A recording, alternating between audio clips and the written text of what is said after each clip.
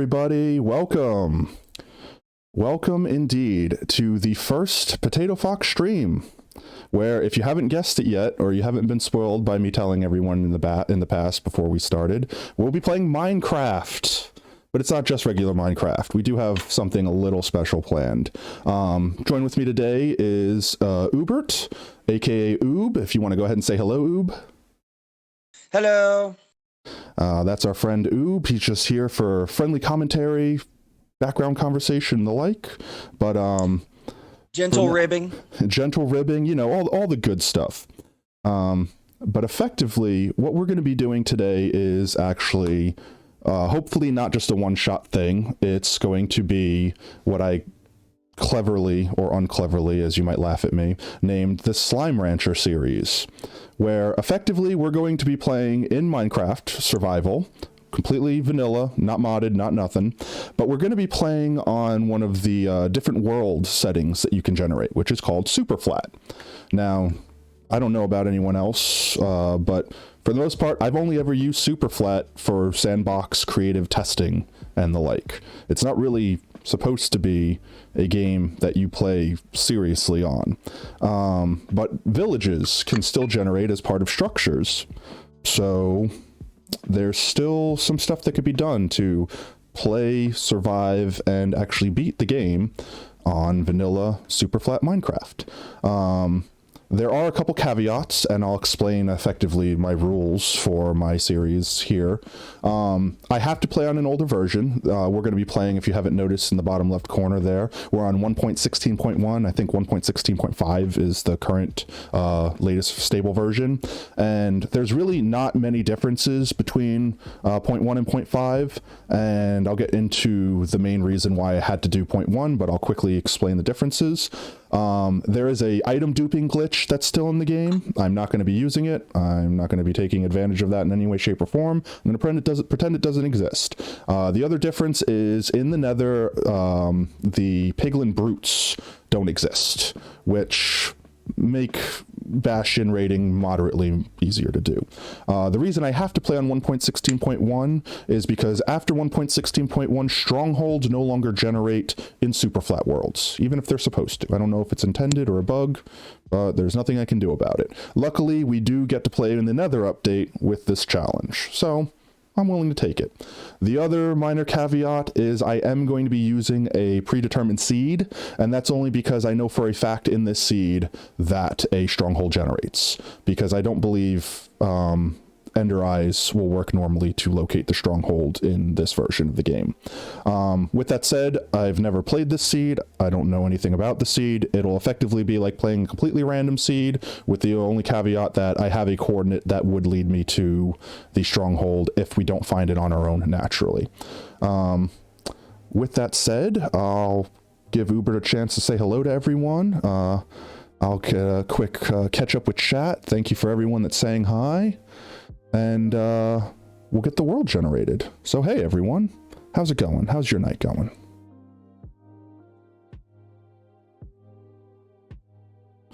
Let's see here. I'm just pulling up my seed so I can paste it in. And feel free, if anyone wants to play along, I'll leave the seed up for a moment so people could copy it. Create a new world. We'll call it Slime Rancher. There we go. We'll go into hardcore and super flat. And the seed will be, let's see here. This is the seed. I know it seems a little arbitrary and random, but that was the seed. I got it off Reddit. I don't actually remember the Reddit post that I found it off of. If it's if someone's curious, I can find it in the future and credit whoever discovered this little gem, because we certainly couldn't have this series today without it. Alrighty then. Hello, Keto Slide. Welcome. Oh. Well, I wasn't expecting to get one of those so soon. USS Ghost Boat, thank you so much for the raid. It's much appreciated. If you're just joining in, we're literally just starting, so it's a good time. We're playing hardcore superflat. Thank you so much, Keto Slide, for the follow. Hope you enjoy. All right, let's get started. It's going to be tense for the first few minutes because I have to actually not die. Not die. Thank you for the follow, Okay, Lab you're Goat. gonna laugh at me, but I'm... Okay. Where am I?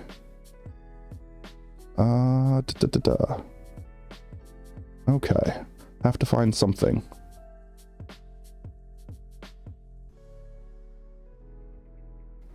Alrighty then. Oh, you know what? Did I not generate structures? No, wait, there's one. I see something. I see something in the distance. Yeah. Alright.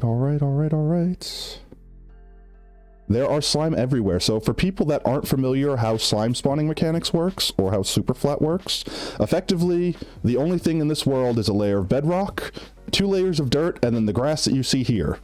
And slimes spawn in slime chunks under Y40. So, since everything is under Y40, you could clearly see all the slime chunks spawning everything. Alrighty then, let's not die. Those big guys can murder me quick. Iron Golem, save me. Alright. Oh yeah, I forgot you still have allies in this world. Yes, Iron Golems are my friends as long as I don't piss them off. Loot. Okay, I'll take it. I have a hat on. Alrighty then. Oh, hi, you're a librarian. Impaling Fault 5. That's worthless to me, but thank you. I don't think I can actually get drowned in this series. Oh, yep, there he goes. Okay, so can you explain to me villages? Because I've literally, like, in the mode that I played, they didn't even have them yet. So effectively, they're just naturally spawned structures. Oh, that's a problem. Ooh, sorry, I'm trying also not to die here.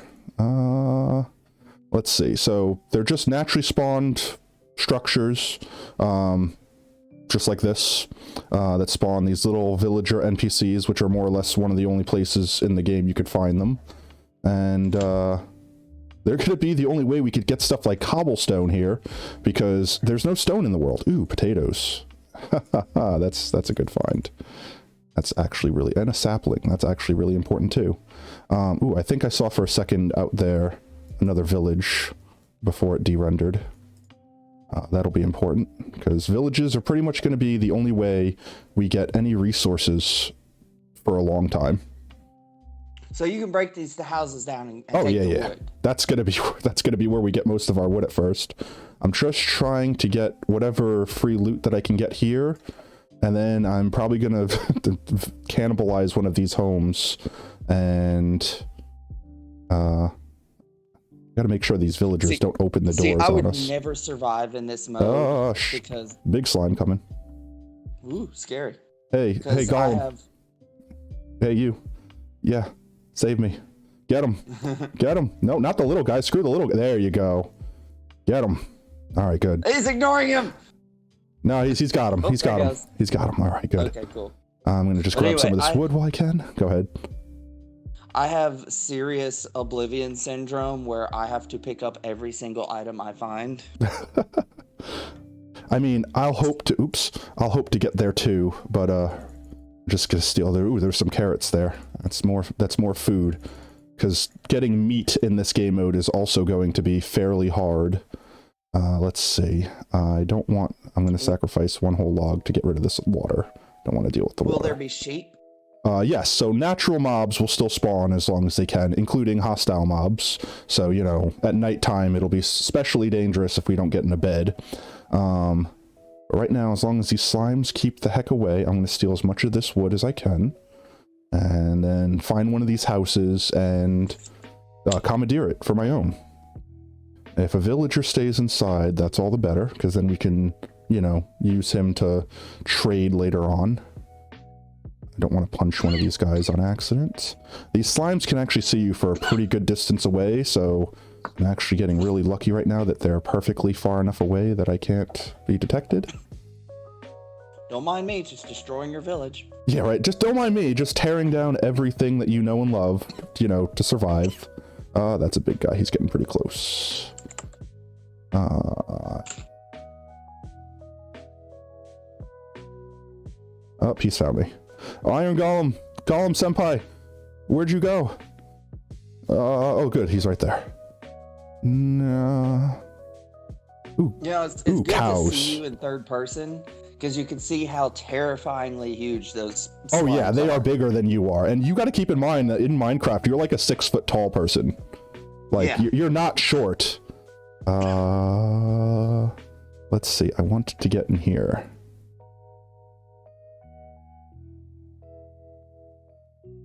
Oh, I've never seen a horse before.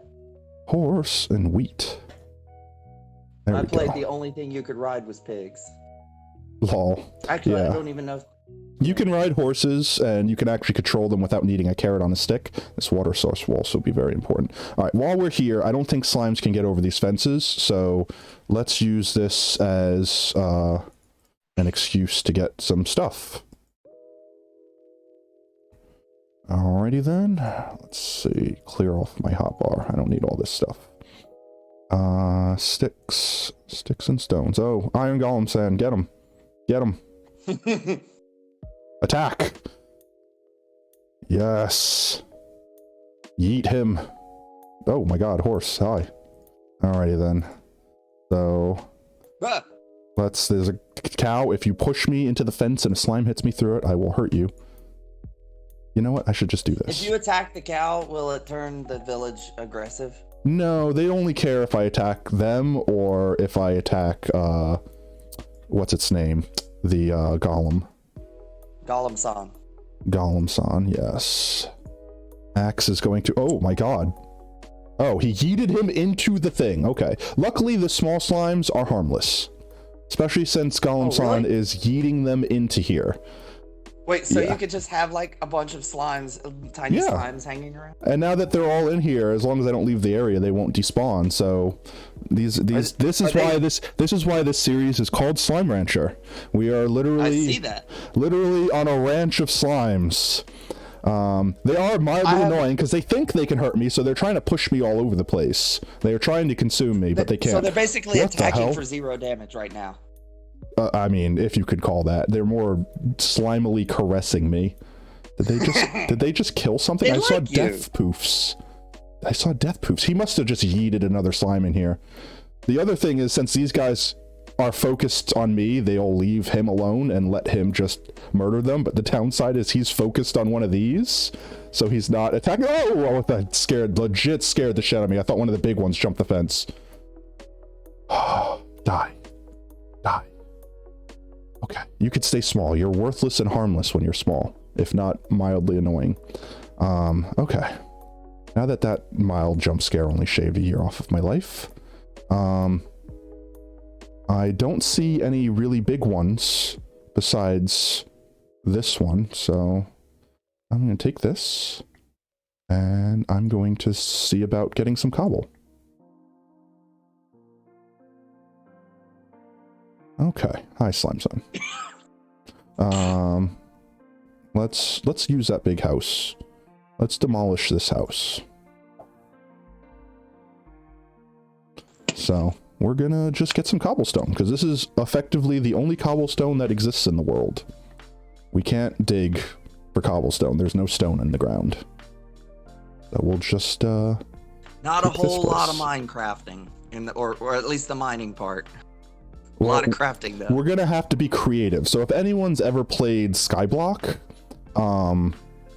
where you effectively spawn with little to nothing and you're using the game's mechanics to survive, that's effectively going to be how this series goes. It's going to be primarily using the mechanics of Minecraft, like cobblestone generating, with lava and water sources and stuff like that, to make resources that would normally be rare or non-existent in this world abundant and available.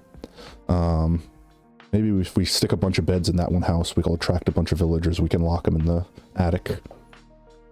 But yeah, I mean, for the most part, getting iron armor and getting safe is going to be like, I just want a shield right now. I just want a single piece of iron. If it weren't for the fact that that iron golem out there is literally protecting me, I would sacrifice him for the iron ingot he would drop. Oh, is it getting dark? It's getting dark. We're gonna have to sleep soon. Okay, let's grab a couple more cobble. Please don't kill me for my flash. Please don't do it. All right, let's go in here. I'm going to break these doors because I don't want villagers coming and going and letting slimes in. So I'll leave one door and we'll go upstairs and place a bed. Let's see, bed. And can we sleep yet? Not yet. Almost sleep time. I don't want any mobs to spawn because creepers right now would just destroy me. So I heard you mention shield earlier. Are shields a thing now? Shields are OP. I believe they were introduced in like 1.8. Like they've been in the game for a while. And with a shield, I could even block a creeper. Oh, a creeper explosion. Iron San. Wow. Why are you all the way over there? There's this very imposing slime over here. Let's see. I didn't see any other build. Oh, there's a lot of big ones. I didn't see any other. This is a really shitty village. Maybe I can just lead these slimes over here and then run back. Ooh, there's another field over there I didn't see. Luckily, these slimes don't seem to really give a crap about hurting the villagers because these villagers are important. And I'm sure anyone who's ever seen anyone speedrun this game has seen like the easy way to kill iron golems where you like pillar up a couple blocks and just kill them. The only problem with me doing that here is if there's actually one of these big slimes around, they can reach me, and if they hit me, they'll yeet me off, and then that iron golem will one-shot me. Like, that iron golem will murder me. So I have to be stupid careful if I'm going to be stealing iron golem resources. Let's see. Need some food. I love the fact that they look like they table flip their enemies. No, they legit. Yeah, they legit just... Fuck your shit. Get out of here. So let's see. Let's put some stuff up so we don't lose it. We'll call this our base of operations for now, I suppose. Let's see. Get this hay bale. Make some bread. Get that bread. Alrighty then. Don't need that. BRB, just a minute. Yeah, sure. So... let's see. We need, pretty much for this stream, my main goal. Slime bits are going to invade. Yeah, all day long, yes. So, for this stream, my main goal is going to be setting up something of a base of operations where I could feel safe. For example, this guy just coming in and opening this door doesn't exactly leave me safe. In fact, we got some wood. Let's make a fence gate. Because they can't open fence gates for some reason. They can only open doors. My goal for today's stream is mostly going to be making some sort of base of operations where we could be safe. And please move. Villager, please. Please, thank you. And I completely lost my train of thought. That's not where I want you. There we go. Base of operations and a food supply. Because right now, once I consume all the food that I have on me, then it's gone. So I want to like save these carrots and I want to save these potatoes to make into a potato farm. So we need to procure some iron. One, because a shield is going to be the difference between life or death. And two, because I need a bucket to move water around to help the crops grow. So... this village didn't really have much in it, so I suppose we should try to find another one. I don't need this door. There's another one over there. I saw it for a second. I'm gonna make a run for that village. Don't notice me, slimes. Nothing to see here. Oh crap, I just saw that I didn't mute it. Luckily we didn't hear anything that you said, or did. Well, did you hear my door in the background? If I didn't hear it. Slime dodging, well, that's yes. interesting. I am dodging slimes. Okay. Let's see. I'm sorry. Also, by the way, chat, I am sorry. I really can't keep up with not dying right now and reading everyone at the same time. Oh. When I get back to town in a second, I'll try to read up, catch up with what people are saying. Let's see. Okay. This looks like... Yeah, there's no water, correct? There is water, but it's like in... Oh, crap. But they don't have an ocean. Legit scared the shit out of me. Gwen Greenears, thank you so much for the follow. If you're just joining us, we're doing hardcore superflat. So, one life to live, and this is the world. And if the slimes haven't been apparent, this is why it's dubbed the Slime Rancher series. Because there's tons of slimes naturally spawning. Let's see. Find loot. Loot. Nothing in there. He's got a fletching table. I don't think there's gravel in this world, so I'm a yoink that. Thank you. I don't think I'll be able to get gravel until I go to the nether and find natural gravel there. I'll take an extra bed. So having a fletching table means we can make a fletcher, which will sell us arrows and the like. Ooh. I will take your saw table too. Nice. This village is... I almost should have said we should have lived here. Honestly, there's cows in the other village. That's going to be an important food supply. Oh, blacksmith. This is a pog. Ooh, what all do they have? Lava for one. That's going to be key to getting a cobblestone generator and what's its name? Nether access, obsidian and stuff. Oh, nice. Upgrades. There we go. Whoop, whoop. Now look at that. I got a shiny hat helmet and I got an iron sword. I still like the axe, but slimes aren't that durable, so an iron sword would definitely be better. Okay, so what's the damage ratio with different tools and weapons and shit? So the axe has a slower attack speed. Like every time I attack, you'll see the little icon beneath the crosshair like recharging. When I attack with an axe, you'll notice it charges way slower. The sword does less damage per swing. Specifically, it does 6 attack damage versus the axe doing 7. Okay, so it's actually worth using the axe. Yeah, at first. But if you're hitting something, backing up, axe is definitely better. But if you're attacking multiple times as fast as you can, sword will do more damage per second. Ooh, but if you were in a situation where you had limited resources like this one and multiple players, you would have a situation where one person would carry an axe and one person would carry a sword. Especially if you're playing with multiple players and you have to worry about PvP, because axes can disable shields. So, those are big chonker boys. But that's cool because that means you can have like tactical strategies. Oh yeah, definitely. Having different weapons. Iron boy, save me. Hey, there's big scary slimes over there. Hi, little boy. What are you doing? Okay. I'm gonna let this slime beat the crap out of these big guys. And then I think I'm gonna kill the iron golem. I need his iron. I mean, hey, look. Please at don't this take rate, my flesh. At this rate, he's gonna get killed by the slimes anyway. So. Okay. You'll still get his resources if he dies. Right? Oh yeah, he just has to die. It doesn't matter how he dies. He just needs to die. Okay. Awesome. All these slimes sneaking up on me. I only need to worry about the ones that aren't super tiny. Okay. I'll leave him alive for as long as I'm here, and before I leave, once he like wanders out the... Ooh, that's food. That's good. And flowers, which wow.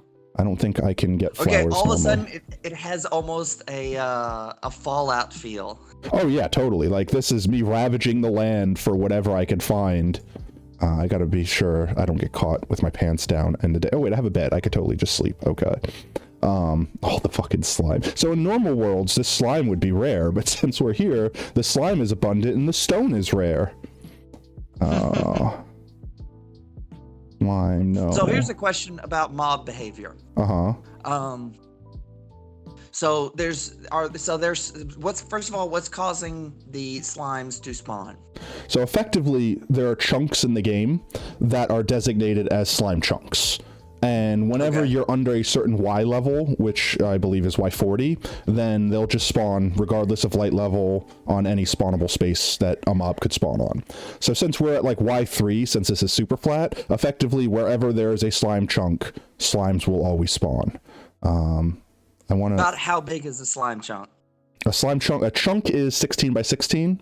So a single slime chunk is just a 16 by 16 area, but multiple slime chunks could be next to each other just by chance. So it's possible. Now, here's another question. So they're spawning from there and wandering around, and if they see you, they'll follow you into the village. Oh yeah, no, yeah. Slimes want to eat me. They don't care so much so about other people, but they definitely care about me. So like for example, they don't really care about the iron golems if I'm around, but if I'm not there, they'll go for the iron golems. If I'm there, they will ignore the iron golems and go straight for me. All right, I think our village was that way. Will they attack the villagers? No, they pretty much don't care about passive mobs, and the villagers are passive. Okay. I'm gonna. So over time, slimes will just build up. Yeah, effectively, there's like a mob cap. No, this is my bed. You go away. There's a mob cap. Like I think only 70 hostile mobs can be spawned at any point in time in the world. So effectively, the whole world. Yeah, like anything that's rendered, because like once I leave an area and it becomes unrendered, like for example, I think that's where our village was, but you'll notice it's not rendered. So all the mobs that were over there were basically too far away and either despawned or are in unloaded chunks.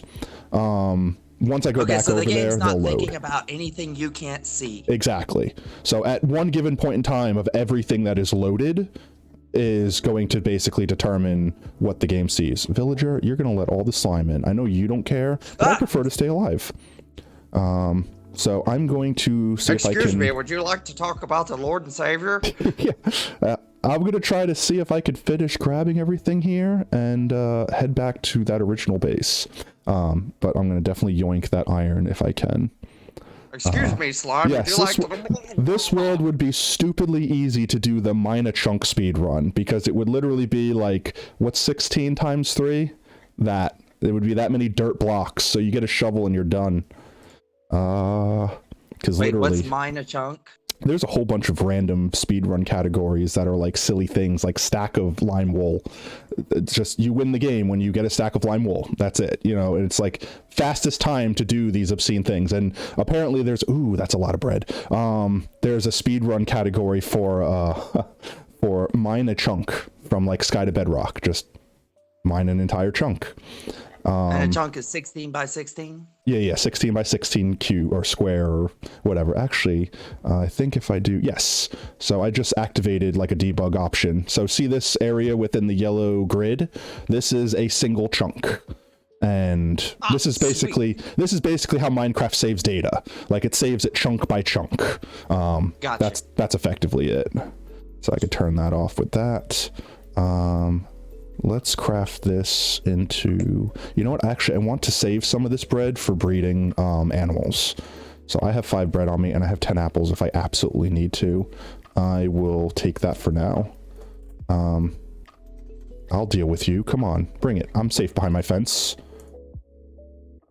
There you go. Okay, so here's a weird and bizarrely meta thing. Have you seen the Minecraft story mode shit? Oh yeah, I have. That stuff's old. That's okay, like the Telltale Games guy, right? That. Huh? That's the Telltale Games guy, right? Yeah, well, you know, Netflix has a Minecraft story mode interactive movie. Really? That's interesting. Yeah, there are points in the movie where like you make a decision on what happens next and it changes the rest of the story. Mm-hmm. And but I just checked it out just to see how it worked, and it's interesting how much the story mode story is set in the Minecraft universe. Like objects are actually little flat things, and yeah, you know, like I was actually really enamored at the idea. And I Yeah, might watch honestly, it. Minecraft story mode, like when it was new, was like the bee's knees. Like Telltale Games, the company, I think it's Telltale Games. Someone please correct me if I'm wrong. They basically got famous over that and like I think like a Batman Yes, that is series. correct. Yeah, yeah. And once those things stopped doing well, they more or less went out of business. Like, did I not get up? No, I did. It's I just there's thought nothing. Telltale was still around. No, like there was some big drama, I think, with them going out of business and like doing so overnight to like discreetly keep all the money that they got. Like I don't know, there was some scandal. Oh fuck! Yeah, but that was like years ago, I think. At this point, I think that's I'm like everything. behind on gaming news. Where'd that golem go? I need his life. I thought you just passed him. Did I? I definitely saw him a second. Oh, there he is. Yeah, like I could have. I'm sure I saw someone throwing hands. There he is. I need him to come out. I need him away from this stuff. Maybe I can use a slime to lure him. Slime, come on this way, buddy. Hey, look, guy, there's a slime here. Come kill him. Yeah, follow me, slime. Hey, here's a question. Damn it. Wasn't there a thing with them picking up a flower as a reference to Ghibli shit? Yes, they present, you know, the little kids that you saw running around? They will present a little flower. They will present a little flower to the children of the village as a reference. It's adorable. And that's why when you kill them, they can I also thought it was drop like poppies. the other way around, like you could give them a flower or something. No, yeah, they reach out and offer a flower. Okay, because I was gonna say is if they interact with flowers, you could totally, train them around. But so they give flowers. So I need this guy to sit still long enough so that I can murder him. But he keeps getting distracted by all of the goddamn slimes. And I also need him to be nowhere near a big slime. If he's near a big slime, then the slime will try to yeet me. So maybe the best thing to do is to get one of these slimes and kill him, and then let this guy get attracted to all the little baby slimes. Yeah, like that. And then I could kill him. And the medium slimes will hurt you too, though. Yes. Right? Yeah. But they can't reach me while I'm up here. Come on, come get me. Yes, okay. All right, that's iron. Yes, okay, how much? 5. Yes, that's that's luck. All right, let's get back. Let's get back. Actually, no, wait. What's the range it could drop? 1 to 5 or 0 to 5, I think. Oh no, I think it's 1 to 5. So you yeah, I got max. I got max, which is super useful. Actually, before it gets too late, I want to find that blacksmith. I want to take a lava bucket back with us because there was lava here, and I want to make a shield because my fucking god, where was that blacksmith? I'm lost. He was like in the middle of town somewhere. Where was he? Was he over here? Where am I? Was he further forward? I am lost. How am I? Well, I'm not crazy. I know. Ooh, I know there was a blacksmith.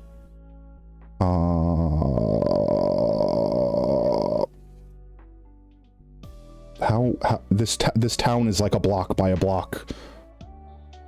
Cold-blooded murder. I know. I hate killing the friggin'. I hate killing the iron golems. Unless it's like a machine that's doing it for me, where I don't have to pay attention to it. I can pretend it doesn't exist. I'm legit lost.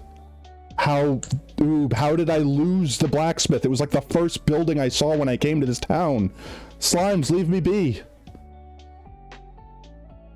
Okay. Oh, is that it? I think that's it. I think I see it.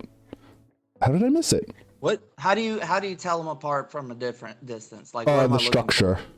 Like I took the furnaces and stuff away from it, but like this patio and that building is indicative. Oh yeah, that looks like a vent on the top. Yeah. That was the blacksmith. A zombie? Okay, cool. Why was there a zombie sound? I just saw a zombie, I thought. Or was that a villager? No, I definitely hear zombie sounds. Where did a zombie spawn? Did he spawn like on the roof of something? He shouldn't be able to. There's a zombie somewhere. Oh my god, slime, you got way too close for comfort.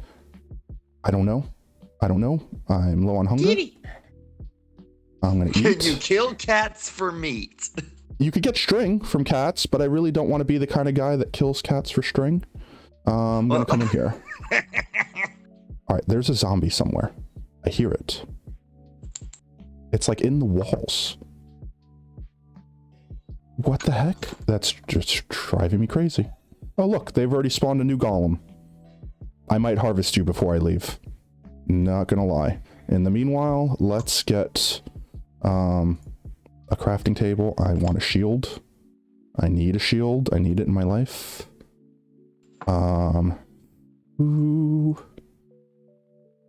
All that's left there.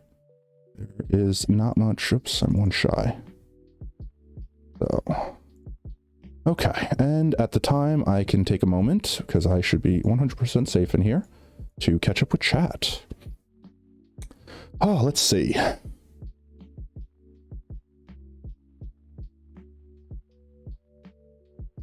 Always use protection indeed. So now I have a shield.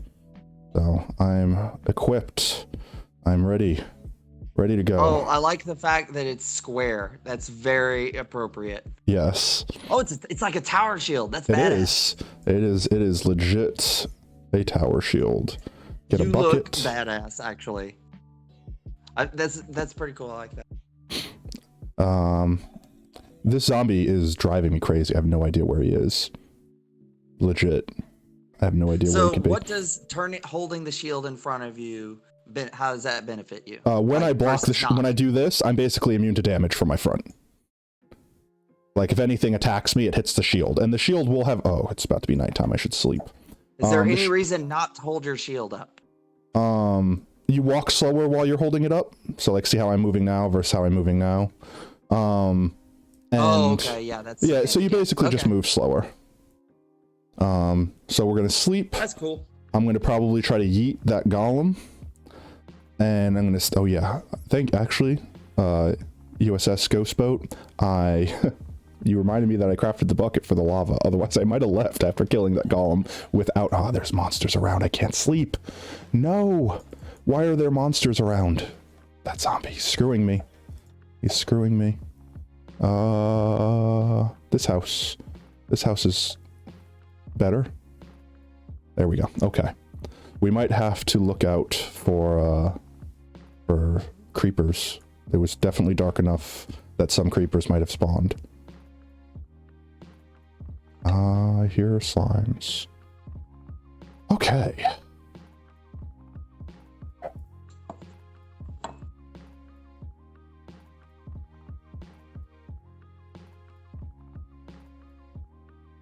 Come on over here, friends.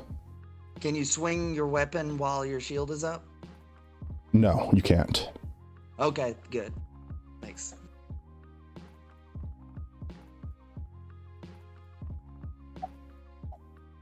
Okay. That's more iron. I'm happy with that. Let's head back to base, or whatever we called our base where we put that chest down. And let's unload. Let's see about getting some food built. Oh, wait. I forgot lava. Thank you, chat, because I just glanced at chat while I was running, and literally lava. Yeah, I would have forgot. There we go. All right, we'll have to remember that there's a second lava source there we could come back and steal. Yeah, lava is going to be, like, honestly, lava is going to be one of the defining things on whether or not, or as fast as we find lava, beating the game. Because effectively, for a minimalist nether portal, I need 10 obsidian. So I either need to find obsidian in chests in these villages, or I need to find 10 buckets worth of lava. So, all right, this should be our starting village, unless I completely fubbed myself and got lost. But I mean, that looks like it. It has the horse pen and the cows, and this should be the house right there that we set up shop in. Eat some food. Alrighty then. Yes, here we are. Potatoes, indeed. So let's dump off some stuff. We got some furnaces, so that saved us some cobblestone too. We're definitely going to need more storage. It's not like we're going to live in this area for very long, but I suppose we could pick up the bed and put it somewhere else. Use this bed. So is the Potato Fox name literally because you're obsessed with potatoes? Yeah, I just thought it was a cute name that has like, what's like a theme to it, you know? Potato theme, because I like potatoes. Tater tots are the best form of potato. It's appropriate that like potatoes are a primary food in isn't it, or is it bread? I forget. No, potato right here is going, I'm like, I can grow this way faster than I can grow this, because like one yield of potato gives me 4 potatoes, and one yield of grass only gives me 1 wheat, and I need 3 wheat to make a single bread. So like I'm totally going to be living off potato until we can get a adequate like meat farm going. Yay, even more theming. Yeah, that's what I mean. I'm like, so it just happens to be perfect. I was even thinking of making a texture pack. There's a poisonous potato in the game. It's a completely worthless item that's just there for the sake of being like a bad yield chance on your potatoes. I was thinking of reskinning it to be a gold potato, because there's golden apples and golden carrots and golden watermelons and everything, and there's no potato love. Seems there are some hotkeys I need to learn. Yes. Can partial portals exist? You can only make, the minimalist size portal you can make is a 3 tall, 2 wide portal. Anything smaller than that will just be blocks of obsidian. You can make a portal any size large you might want. Oh, I don't know about any size. There's probably a limit. Oh God. Be like the dark portal from WoW. Yeah, you could legitimately make like a chunk-sized portal if you want to, or probably bigger. I don't think they need to be in one chunk. They just need to like the frame. The frame of the portal just needs to be rendered entirely at once. So I mean, if you have your like your render distance up to like 32 chunks, then you can make a 32 chunk wide portal if you wanted to. Just this giant wall of dimension. You just have a giant, massive, chonking portal into the nether realm. Like just fills the entire sky block, so that just it's literally just the next dimension. Yeah, you literally. I mean, if you wanted to. And as far as shortcuts go, the most common ones that a lot of people don't know is I rebind my F5 key. That's the one that lets you go to third person. I rebind mine to R. I know everyone has their own button they put it on, but R is just way more convenient to reach than going all the way up to F5. I don't have to move my hands off like the WASD. Other hotkeys are anything, these slots are basically numbered. So 1, 2, 3, 4, 1, 2, 3, 4, 5, 6, 7, 8, 9. So like, for example, if I want to put something in that slot, I can mouse over it and hit 9 and it will just consume that slot. Same thing with the other numbers. Anything that you can wear or equip, if you hold it in your hand and right click, it puts it on for you. So unless you have something on already, then it just won't do anything. And then the other thing is whatever's in your offhand, you can swap with F. Those are some of the hotkeys that people aren't aware of. Aside from that, hotkeys that people don't know are shift. You can shift click stuff and it will automatically deposit it into whatever, or shift click to pull it out. You can also, if there's multiple things, if you double click, it pulls all of the items into your hand at once. So I mean, those are super useful for when you need to, let's say theoretically, as quickly as possible raid a village while slimes are trying to murder you on the outside, stuff like that. Low-key slime murder. Let's see, just doing some inventory management here, really. Trying to save some blocks that are going to be hard. Like this was a nice find. This was a nice find. All the iron we got was good, because now I don't have to make an iron helmet. That saves me like 3, 4. That saves me 5 iron ingots right there. So that was a super nice find. Having some iron swords for free. That's another 2 iron a piece. That's super nice. With that said, let's make some iron boots. I don't think we're going to get to the nether anytime soon, so I'm not too concerned about getting what's this about flint and steel? Partial portals spawning. Like, is that oh yeah, so there's a new structure. We're not going to see any in this world because this world doesn't have those structures. Like, it won't let those structures spawn. But effectively there's like a structure that is like an old ruined portal that's like a mostly constructed portal with like some blocks missing or some crying obsidian instead of yeah. Oh, and you can you can rebuild it. You can effectively repair it if you want to. Yeah. That's cool. I like that. I really like that. We won't see any of them here, but when we go to the nether, they'll spawn in the nether normally. So if we see one in the nether, I'll point out. He died. I need that. I need that iron. He also dropped a poppy because that's the reference. Okay, there we go. What did he drop? Poppy. It's a flower, the red flower. Ah. Okay, kill these guys. Good. Okay, back into our house. Back into safety land. Let's see. Oh no, you didn't pick up that slime. Whatever will you do? I know, like, guys, I seriously, like, I am so OCD, but there's, I have so much slime. Look at it. I wasn't even trying to ever collect a slime block, and we have multiple stacks. Like, I'm gonna build a friggin' house out of slime blocks. Whoa! I'm gonna mispronounce this, but no Tranis? Thank you very much for the follow. I hope you're enjoying yourself. Yeah, no, we have way too much slime. In fact, I'm going to take some of this slime and make a block out of it. Let's see. You could also shift click when building things. So like, for example, if I keep multiple wooden here, instead of clicking one at a time, you could just shift click on the output window and it'll just take them all and send them down. Let's see, I may as well do that with the rest of these like that. So bam, all the wood all at once. Is that a sound from Okami? It is, actually. I didn't want to have just the basic like blip alert sound because I thought it was just so boring, and I figured chat might like scaring the shit out of me by whatever. Like I think the alerts will pop up for a raid, which USS Ghostboat did at the beginning of the stream.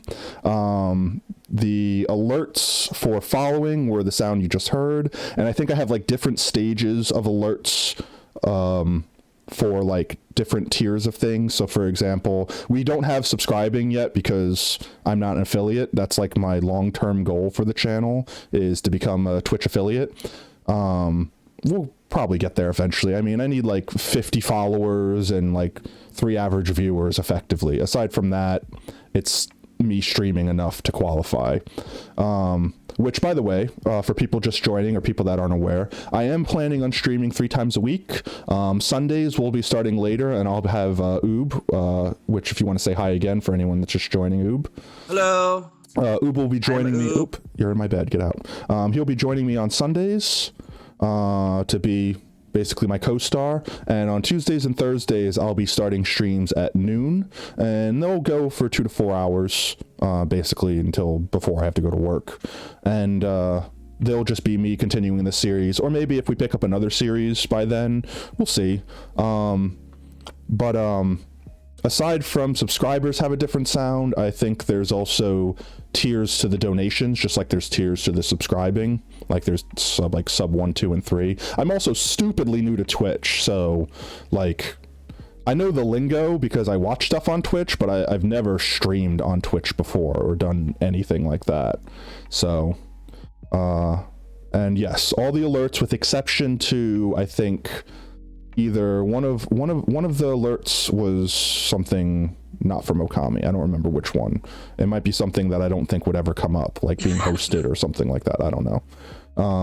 But yeah. So let's see. We have shield. We have some armor. I could probably 3, 4, 5, 6, 7. I need more to make pants. I definitely want to get a farm going so we have food. That's definitely important. So the options for a farm would be get a bunch of wood and like fence off a giant area, or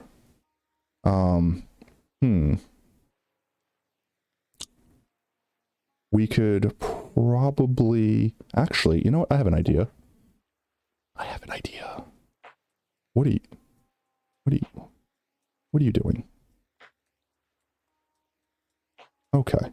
I have an idea. Maybe this I will be. love the people in this universe because it's like you're over there by the lectern, and I'm like, let me get to paying my bills, and the guy just climbs up and stands on top of the middle of what you're doing. He's just like, yo, what's And it's up? just like, hello, how are you today, sir? This is perfectly normal behavior. Perfectly normal. So a unique some Minecraft knowledge. So this block here, for everyone knows, this is bedrock. I mean, anyone that's played Minecraft, this is the block in the game that's basically the border block. You're not supposed to be able to break through it. It keeps you from escaping the world. There are super technical, weird ways that you could break bedrock by using complicated things, but for the most part, this is indestructible. The other unique thing about bedrock is, even though it's a physically solid block, it actually counts as a transparent block. So what that means is mobs can't spawn on it. So I'm thinking we can dig out an area and live secretly right under the noses of the slimes. Now, you say it's impenetrable, but isn't there like a thing where like yeah. can happen? Yeah, no, there's totally, like, most of the ways involve like TNT and pistons and blowing up the pistons at the time that they're extending or unextending. There's weird mechanics where you could totally break bedrock. In fact, there are way smarter Minecrafters than me, like Ilmango, to name one. Ray's works, actually. Ray is stupidly smart. My brain hurts watching his videos. Like, he's probably the smartest Minecrafter that I know of, like, if you told me to list one off the top of my head. He made like a flying machine that destroys bedrock as it flies. Like, there are some stupidly smart people out there that know everything there is to know about how the game works and why. But all I need to know is that if I make this area big and open, I don't have to worry about slime spawning down here. So I think we should make a little underground, like a safe space. Yeah, a little underground base where we could put some chests and, you know, just have somewhere to call home for now. I like that idea. You know, it's funny, the idea of breaking through the bedrock, keeping in mind that it's established that there's a universe where the Minecraft mechanics are part of the universe. The game mechanics are part of the universe. So from a metaphysical standpoint, it's actually really horrifying when you think about the idea of falling through the bottom of the world. Oh, well, hi. I guess you're just down here now. What? Oh, hello. There's a delay. Oh, welcome to the Foxhole. We'll call this place the Foxhole. How's that sound? Yes! This will be the Foxhole. See, look, it's themed. It's themed. All intentional. Planned from the start. Totally on purpose. Totally not an accident. Welcome, good sir. Welcome to the Foxhole. Enjoy your eternal existence living here. Okay, so can you starve to death? I can.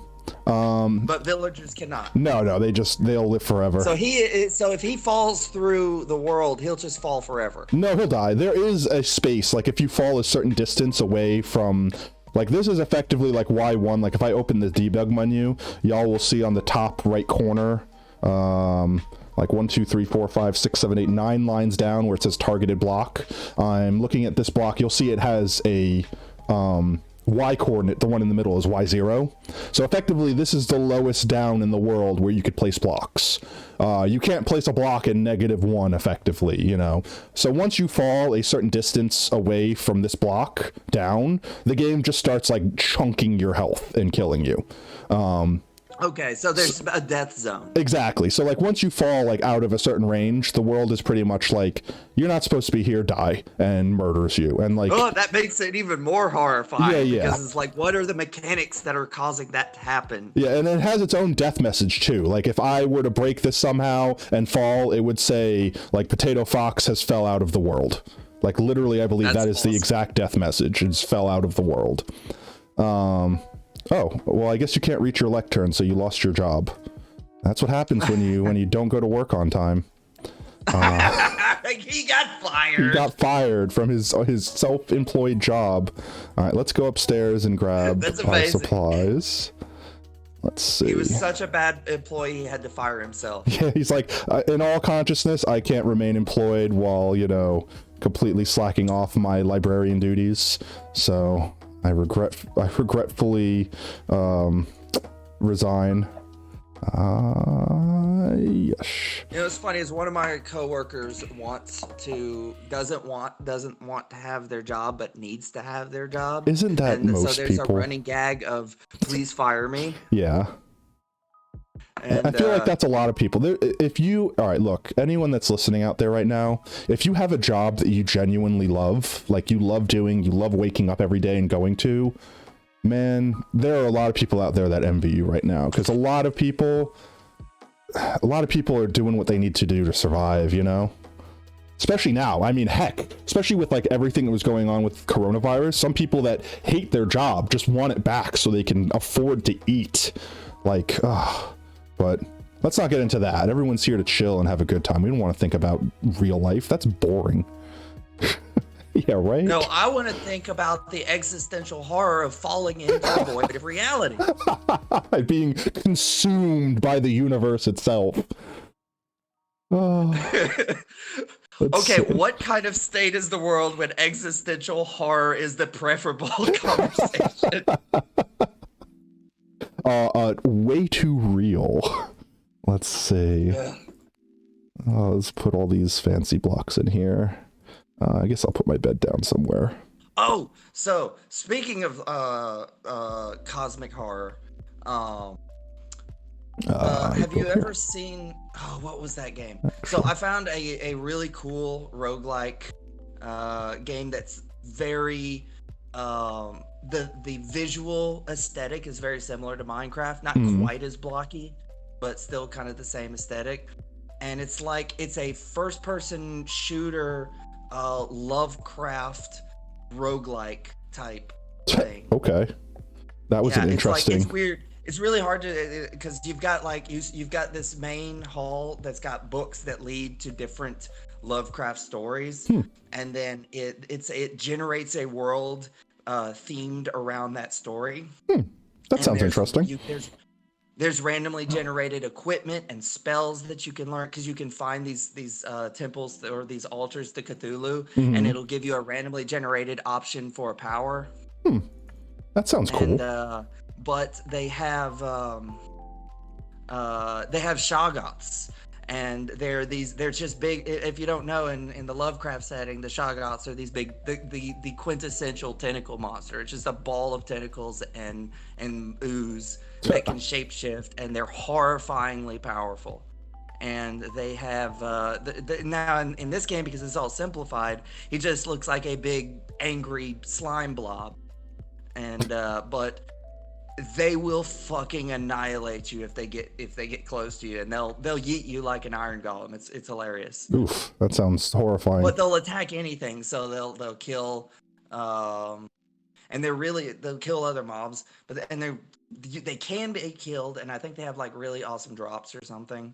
But what's funny is there's like a secret or a bonus level that you can go to that's just. It's mostly blackness and Shoggoths everywhere. Oh my god, that sounds horrifying. Yeah. So actually, but there's like really awesome treasure that you could run and get, and basically the whole level is just a sprint to survive. That's kind of crazy. So actually, that just made me think, Oob. You said you haven't played in so long, you don't even know that you could ride horses and stuff like that. Like horses weren't in the game. So that means you haven't seen any of the new Nether content, have you? No. Speaking of otherworldly places and such not. So low key, the Nether has biomes, like the overworld. Yeah. Like you could legit, if you started in the Nether, you could survive in the Nether.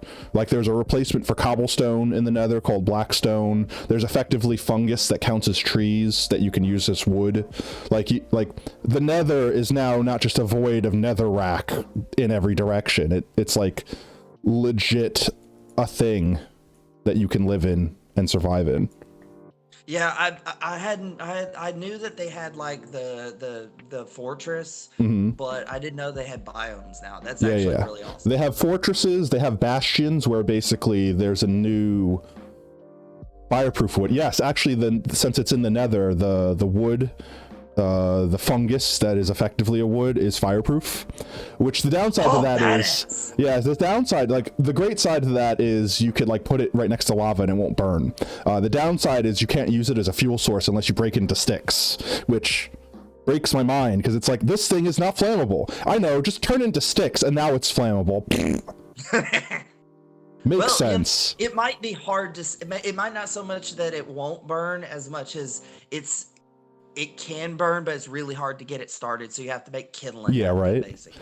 My biggest complaint is you can't use it to make boats because then you would have a lava boat. Oh, that is bullshit. That is 100% bullshit. You should totally be able to make lava boats. They did give the option, or an option, I should say, for basically riding across the lava. There's a new rideable mob in the Nether called a Strider. I want to go on the roof. What does it look like? I want to go on the roof and plant a tree because we're gonna need more wood. Is it like a big Strider thing, like from Half-Life? It's literally, it's honestly, if you look at like realistic pictures of it, it's nightmare fuel. I'm sure. But like, it's cute. That's what I was hoping for. It's cute in the game though. It's like, well, that's what makes it fun, because keep in mind the Endermen are like classic crypto style aberrations. Mm-hmm. I need to remove these flat parts so mobs don't spawn on my roof. I don't need zombies and creepers falling on me. It looks like a block, but it's got like wispy, like lanky hair. I don't really know how to describe it better than that. And it likes being in lava. Like, they're happy when they're in lava, and they're like sad and shaky when they're not in lava. Do I have that other crafting thing on me? That's pretty cool. I like that. And you can put saddles on them. That really fits with the theming of Minecraft, where there are things that are both cute and horrifying, like the fact that zombie pigmen are neutral mobs. Until you piss them off, then they're not neutral anymore. Yeah. Oh yeah. Then they're horrifying death machines. But just don't fuck with them. Yeah. Just make sure you don't fuck with them. That's effectively it. Actually, cobblestone right now. Actually, I have a bucket. I have an infinite water source there, and we have a lava bucket. So yeah, I have infinite. I'm on your roof. I have infinite these. I want to spawn proof this area, and I just want to plant a tree up here, because then we can have like a tree farm effectively in our base. But anything that is a full block that's not lit properly, things can spawn on. So these are stairs, so nothing could spawn on these because these are transparent. Speaking of Endermen, can Endermen spawn? Yeah, they can. They'll spawn out there just like normal. In our lovely slime ranch. Let's see. I'll put this there and that there. So the tiny slimes can't get out of the fences? No, effectively, even though the fences look like they're only a block tall, they're like a block and a half tall, but there's like an invisible half block. So if you could step up on something, you could get over them. So they can't get over, even the big ones can't get over the fence when they're just on the ground. If there was something they could jump on, like if there was a block down there, they could totally just jump off the block and get into the fence. In fact, there's a trick where you put like a piece of carpet on the fence, because even though the hitbox is a block and a half tall, the block itself is only a block tall. So you could put a piece of carpet on it, and then basically you could jump onto the carpet, and then from there you could just walk over the fence because the carpet is bigger than the fence post. It'll make more sense. Okay, so here's another It'll make more question. sense when I could show it to you. Yeah. So the baby slimes will follow you, which means you can totally make a gated fence and like gather them in and literally slime ranch. Yeah, no, literally. Like, and by the way, do you know what that would do? That would reduce the number of mobs that could spawn in the area. Yeah, actually, I do plan on making something that's called a mob switch. We're not going to have the resources to do it now. It'll be way later in the series. But effectively, a mob switch is something utilizing the spawn chunks and the mechanics on how they work. Effectively, the spawn chunks, so pretty much the area somewhere over there that I spawned in, even if I walk away from this area, for whatever reason, however the game works, those spawn chunks stay rendered forever. As long as I'm in this dimension, those chunks stay loaded. So effectively, you go to the very edge of the chunk, to the edge of the chunks that stay loaded forever, and what you do is you put a bunch of mobs that won't despawn, that are counted as hostile, and then make it so that something could push them back and forth between the border. So like, let's say this here is the chunk that will always stay rendered, and this is a normal chunk in Minecraft that de-renders when you walk away. if all those mobs, like let's say you had 70 something hostile mobs taking up the mob cap in this chunk, and you left the chunk, as long as they didn't despawn from natural despawning mechanics, no matter where you go in the game, it's going to consider 70 mobs spawned, it won't spawn any more mobs. So then if you want to like farm Enderman, or you want to kill some zombies, or you want to do anything else, you just need to like push those mobs into the chunk here, and then when you leave the area, they'll de-render, because this chunk will unload, but they'll still be there when you come back and reload the chunk, so then everything will spawn in the world like normal. So we can effectively have a pit of slimes that we can like name or do something to make sure they don't despawn, and literally ranch slimes. We can corral all of these beasts and make this hecticness a little less hectic, but it'll take, we'll probably beat the game before we can build something like that. It's gonna be intense. Yeah, but what's funny is it's still helpful to ranch them, because it effectively affects the population of the entire world. Which brings me to an interesting point. In the Minecraft universe, there would be an entire industry built around maintaining the world's population of mobs based on like, different factors. Oh yeah, certainly. I need to make a new pickaxe. Effectively, the only thing that stops me from doing that, like right now, though, I want 2 trees, so I'm going to put one here and one on that end. The only thing that stops me from doing that now is there's mechanics, like see example how those just spawned in. Mobs can't spawn within a certain radius of me. So like within, I think it's 24 blocks. I could be slightly incorrect with that. I think within a 24 block circular radius, mobs can't spawn. Relative to me. They can spawn at like the 25th block and then walk towards me. That's perfectly okay. But after a certain block distance, they will automatically despawn. And I think that's 128 blocks, if I'm not mistaken. Don't quote me on any of this, but assuming it is 128 blocks, if I walk more than 128 blocks, say from that guy right there, he will just despawn, poof, and he'll be gone forever. Okay, so if you walk away from your ranch, your ranch will just start dying. Exactly. And I can do things to make the mobs not despawn, like name tagging them and stuff, but doing that removes them from like the natural hostile mob count. So there's like, we have to exploit mechanics in order to make something as broken as a mob switch work. But I think we can do it. I think like I want to be able, like that's the whole gimmick with this series, is that I want to be able to play in this absurd world, in this world that is not meant to be taken seriously, and I want to live here like it's real. Like this is just normal Minecraft. Like this is just a seed you can play on, and it'll only be survivable because of like exploiting like the way the game works effectively to make it work in your favor. Like who the hell starts off Minecraft and builds trees on roofs of villager? You know what I mean? Like the stuff you have to do to be safe, because we're also playing on hardcore, which for anyone who is unfamiliar, if you look down where my hearts are, you'll notice that they have the little like eyes on them. Whenever you see that, that means someone is playing in hardcore mode, and hardcore effectively means that your game is locked on the hardest difficulty. So let me see, options. So I can't change this difficulty no matter what I do. It's stuck on hard permanently, which has some mechanics to it, which I can describe later. But effectively, not only is it locked on hard difficulty, but if I die, the world gets deleted. It's permadeath. Oh, gods. Yeah. Ooh, it's nighttime. Need to sleep. Just a note, I got booted from the page because this laptop spontaneously shuts down occasionally because it has a power issue. That's fine. So I will be back in a moment, but I can still talk because I'm using my phone. That's fine. Chat's not being rowdy, so... let's see. Exploiting broken mechanics is what... Yes, Spike has known me for a bit, so he knows that in every game that I play, I love just finding out how it works and using that against the game. So that's this sort of challenge is just like calling me. Let's see. Oh, what the hell? That was fast. Hello, tree. I swear to God, I just planted you. All right. 3 wood from the wood gods. Pog.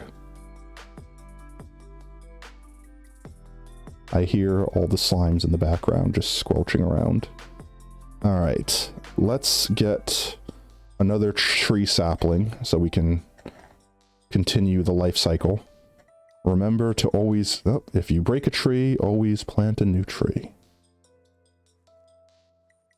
There we go. Let's see if we can get a couple backup ones, just in case something happens. And I think we can get apples. This is an oak tree. Yeah, we got to protect the environment. I'm also holding the sneak button so I don't fall off this roof, but it lets me fall down steps even if I can't fall off the actual edge. So every time I go down a micro notch, I have a miniature, like, heart attack. Exactly. If you punch a tree, it's your responsibility to replace it. punching trees to survive. It's a circle of life. So this roof should be spawn proof. So in the campaign I'm running, one of my players, I just recently had my first player death as a DM. Mm-hmm. But it was intentional because basically he hadn't been enjoying his character, so we wanted to kill him off in spectacular fashion. Okay, fair enough. And let's see. But his character, his new character is he wanted to play like a super streamlined big dumb fighter, essentially. And so he rolled up a character who his description of the character was his name is Brock Musselhoff, so that probably tells you everything you need to know about the character. I love it. Yeah, no, we actually ended up watching the have you ever seen the Mystery Science Theater 3000 shit with the compilation of that one movie where they kept giving him crazy fucking never mind, I'll just look it up later. But okay. I don't want you to be a butcher, but if that's what you want to be, fam, it's all you. My god, I can't get logged on. I put a smoker down to cook some food eventually, and the villager that is in the foxhole decided that he didn't want to be a librarian anymore.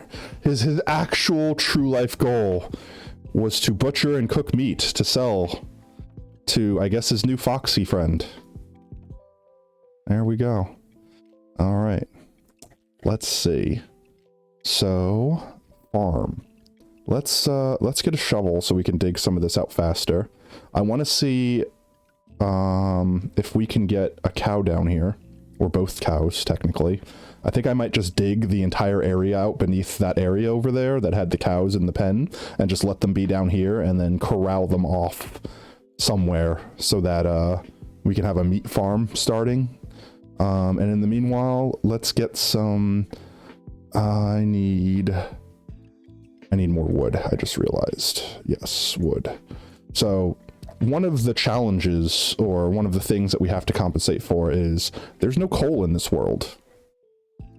So I need to make coal substitute, which, if people weren't aware, if you take whole logs of wood and you cook them, it will give you charcoal instead of coal, but you can use it as a substitute for coal in effectively everything, to make torches, as a fuel source, etc.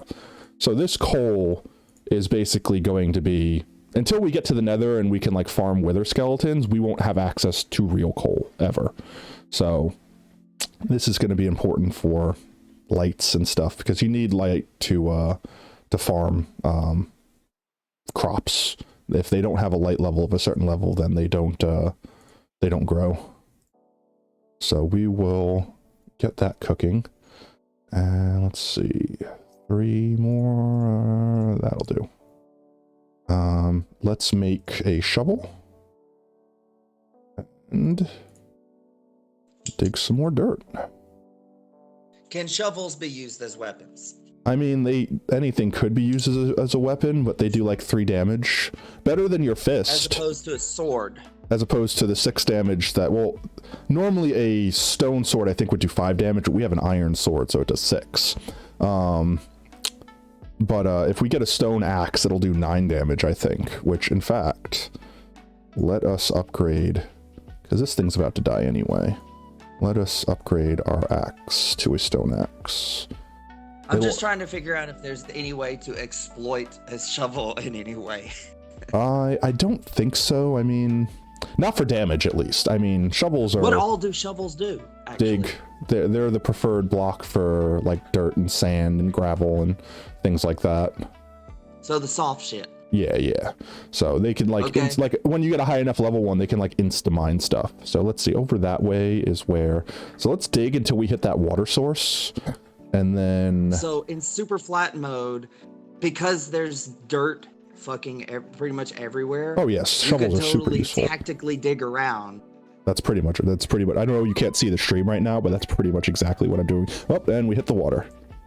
Okay, so that means right above us is that animal pen. Oops, we hit the other water. Yes, I got logged back into. Oh, you did? Okay, good. Welcome back. Yeah. Sorry, I tried to have a conversation while I was struggling to set that up, and my brain just went like. You're good. Off in a direction. No worries, man. So, I had a question earlier about beds. I could give him a podium and let him... all right, look. I will give him his lectern back, and if he decides that he wanted to be a librarian all along, that'll be his decision. You do you, fam. What's he wearing now? Right now, I put the smoker down for cooking food, and he became a butcher.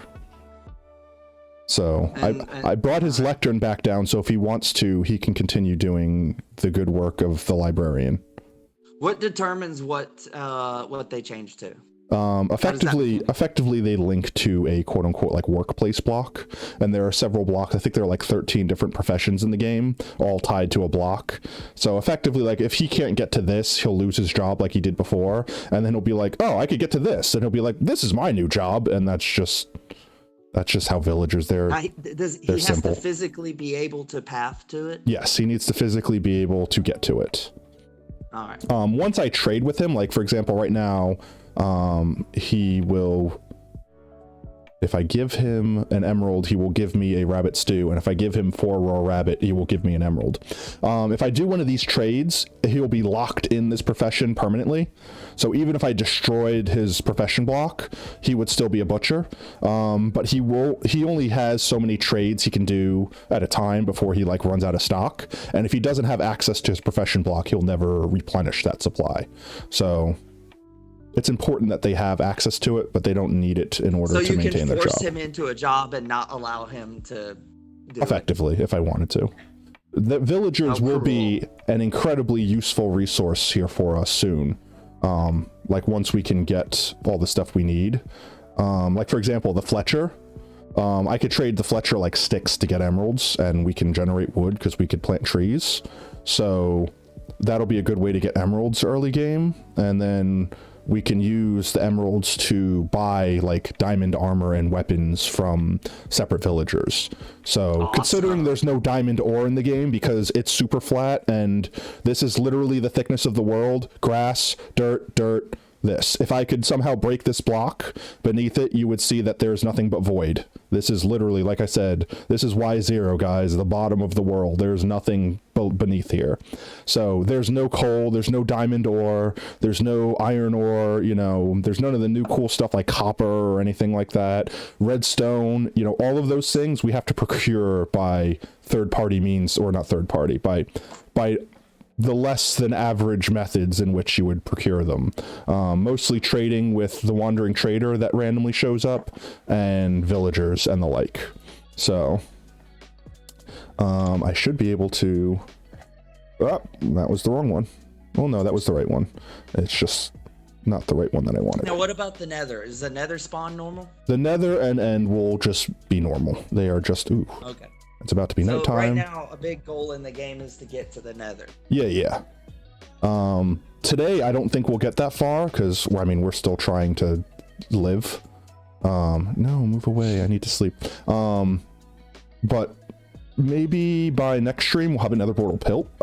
If I could talk. Another portal built. That would definitely be, I think, my goal for, like, Tuesday. But hey, we might get there today. I mean, we found 2 lava in that first place. That was a lucky find. If we keep getting lucky like that, then I mean, we only need 10, so it's not like it's impossible. But I don't think realistically in this stream today, because today right now I'm focusing on getting a food supply, like a renewant food supply. So water stop. So let's see. I can get these pigs and these cows down here, and then, of course, if you push me into the slime, I swear to God, I don't need you to live. Okay. How about we get rid of you? Also, beds. What do beds do? I don't remember. You sleep in beds, and they set your spawn. The only reason that the spawn setting mechanic would ever come up is when we beat the game, it'll teleport us back to our spawn afterwards. But normally when you die, you would go back to your bed. But I mean, if we die, it doesn't matter. That's it. Yeah, it's just it's game over. I think they added the option by this mode that you can switch to spectator mode. Oh my God, all these slimes. So if we died, we'd be able to like at least look and see how far we got and like give our world the last glance over before it gets deleted. Yeah. I'm sure there's a way I can make a backup of the world so that we could physically observe it whenever we want. But I'm going to hold myself to if I die, I die. Yeah, if you die, it's an L. it has to go. Yeah, I'm gonna hold the L. You know, like I might keep it for like the sake of just looking back and being like, "Wow, we got far," or "Oh, wow, we didn't get far at all." But like, I am planning on you know, I'm not gonna try to be like, "No, that one doesn't count." Nope, that was a. Yeah, no, that takes away. Yeah, it takes away the thrill of the peril. Yeah, it takes away like the one life, like me being so careful. If I'm gonna cheat, then what's the matter about me being careful? Cow, get in the damn hole. I will. There you go. Okay. Oh, so dark question. Okay. Can you force a villager to another village? Sure. I mean, I could stick these guys wherever I want. Villagers are like the most annoying mob in the world to move because there's nothing that you like. For example, if I had wheat, I should have just grabbed wheat. That would have been way smarter. If I had wheat or carrots, I have carrots actually. I can make these mobs follow me because they want the food, so they'll come to me. And then while they're distracted, I can do whatever I want. Wow, why didn't I do that in the first place? Are you forcing them in your fox? Yes, I'm pushing them down here so that I could save them from the sun. That's my excuse, chat. I'm saving them from the sun, okay? It's totally not because I plan to harvest their meats for an indefinite food supply of protein. That's definitely not the reason. It's definitely not the reason. I don't have any wheat on me, though. Cows, get out of my room. Where's my wheat? Did I just not... Did I eat it all? I guess I ate it all. So yeah, cows like wheat, cows and sheep like wheat, and pigs like carrots. There you go. And villagers like money. They should totally follow you around if you're holding up a gem. They will pay attention to you if you have money, but they won't like follow you like this. I'm dual wielding crops. Is that all of them? Yeah, that's all of them. Come on, guys. Oh, dude, you can hold shit in your other hand, like anything in your other hand? Yeah. That's what I said. You could offhand the shield. So you could dual wield. Yeah. You can, but like you can't actually do anything. No, you just go back. Okay, so can you? So so how does the axe work again? You hold it down and it like. So there's only certain items that you can use in your offhand. Otherwise, you're just holding them there. So for example, like I'm just holding the carrot, so the pig sees it and he's excited, so he'll follow me. But like. Well, carrot's a bad example because I could eat the carrot from my offhand too. But like, for example, if I had a pickaxe in my offhand, let's say, I can't mine stuff with the pickaxe. I'm just going to hold it. The shield is like one of the few items that you can like really use in the offhand. Okay. So when you have your shield, you're just holding it like any other object. Yeah. And the use of it is to hold it up. Can you hold your shield in your main hand? Yeah, sure. And I'm fairly certain you can use it in your main hand too. Can you double block? I mean, maybe. I don't know what good that would do, but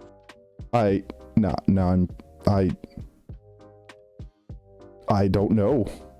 I want to try now, but I don't want to waste valuable iron. When we have enough iron, we're trying that. That's a thing we're trying. That's amazing.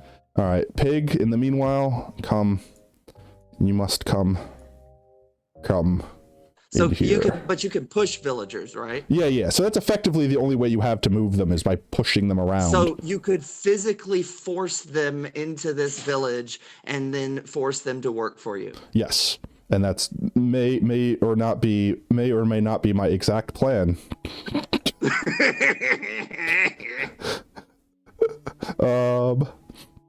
Come on, pig, just go in the hole. I don't want you in my house. Your feet are gross. Just get in your hole. Just get in it. There you go. So all the way. No, within pig. the confines of this universe, there's some kind of glitch in the numbers, and so that the entire universe is only three frames off the bedrock. How did that get? You could basically think that as like the game glitched and it was an apocalypse. Yeah. Actually, just what happened was a nuke went off, and this is all that's left of humanity is slimes because they could survive anything. And these are mutant humans. Like, keep in mind, the Minecraft universe works off the Minecraft mechanics. And so there could literally have been a glitch in the numbers, and so that the universe reformatted, and now everything's just three tiles off the ground, bedrock. Lol. And it's fucked up everything because there's nothing but slimes for miles and miles, and like people are dying out because there's not resources.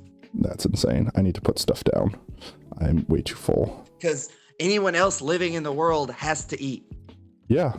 Well, villagers don't have to eat. Well, yeah, the villagers aren't the same as player characters. Yeah. Villagers are neutral mobs, but any players in the world will eventually starve to death if they can't find food. Let's see. I need more storage. Oops. And I guess while we're talking about shortcuts, because I keep using them and realizing that there are more that we can I could be explaining. If you, let's say, so for example, let's say I have dirt here, and I'm going to put some of this dirt up actually because I don't need that much, and I have dirt not on my hotbar, but I have it in my inventory. If I middle mouse click on it, it will bring it into the spot that I have selected.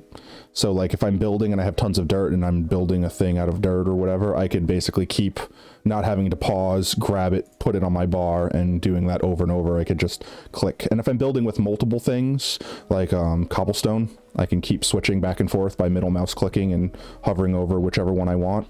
So if you ever see me suddenly just swapping to something like that, that's what I'm doing. It's just middle mouse clicking. Yes, slimes and librarians are all that remain in this world. Wait, bro, how did you get out? Oh, I added that. Derp. I'm gonna kindly ask you to go back into the foxhole. It's not safe for you up here. There you go. Good. That's all. Okay, I added that block, so now he can't get out that way again. Yeah, if I can get one more villager down here, that would be ideal, because then we can breed them, and then we can have infinite villagers. It's just like cows. You just give them wheat, and they split. What is it? What is it? There are so many dark implications to this conversation. What is the name for when a cell splits? Like division, like cell division. Mitosis. Is it mitosis? Yeah, I was gonna say. I kept wanting to say osmosis. I'm like, I know it's not osmosis. It's just they reproduce by mitosis, guys. That's all. Nothing else to look into. Don't think about it any harder than that. Let's go with the rules. What is the actual game mechanics of breeding villagers? You need 2 of them. There are certain instances. You better not leave. You can't leave. Okay, good. There are certain things in which, like, rules that need to be met. Like, they need a bed. Slime. They need a bed, and the bed needs to have at least 2 blocks of air above it, because effectively the child they make wants to jump up and down on the bed, and if there's no room, then they're not going to fart out a child. This isn't me. This is literally just this is just the game.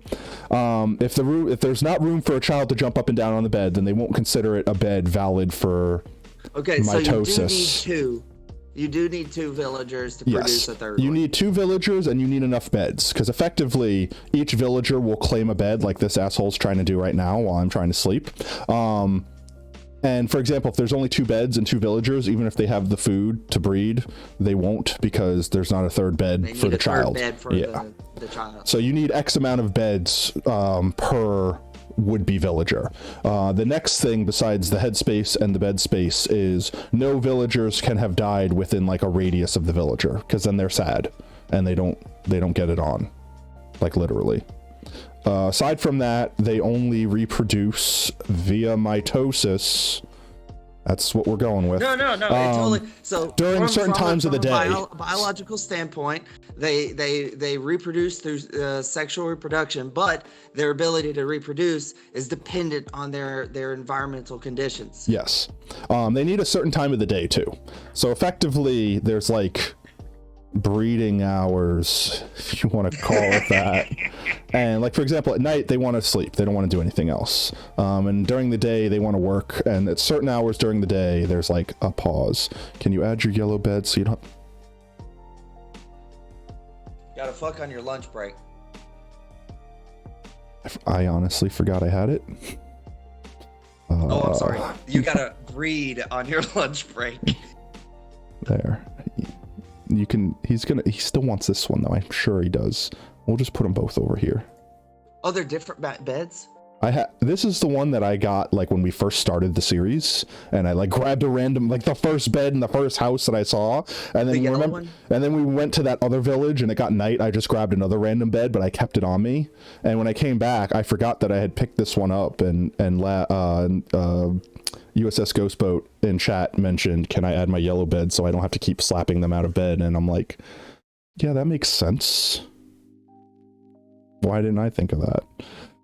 So now he can sleep in a bed and I can sleep in a bed, and that's it. Let's see, what else? I don't need this on me, I guess. Let's get rid of the dirt. Let's get rid of these blocks. Let's just try to get rid of some inventory stuff. Let's make some more chests too. We're gonna need more chests. So in my mind, the way the what it is, you know how we have the golems, which are construct. We're not sure where they come from. Are we? Like, oh wait. No, technically we don't know where they've come from. Because so what is the mechanic that causes a golem to spawn? We need at least 3 villagers that have slept within a workday, and it's an actually really complicated mechanic, but long story short, the villagers will talk with one another and decide that they need protection, and then a golem appears magically.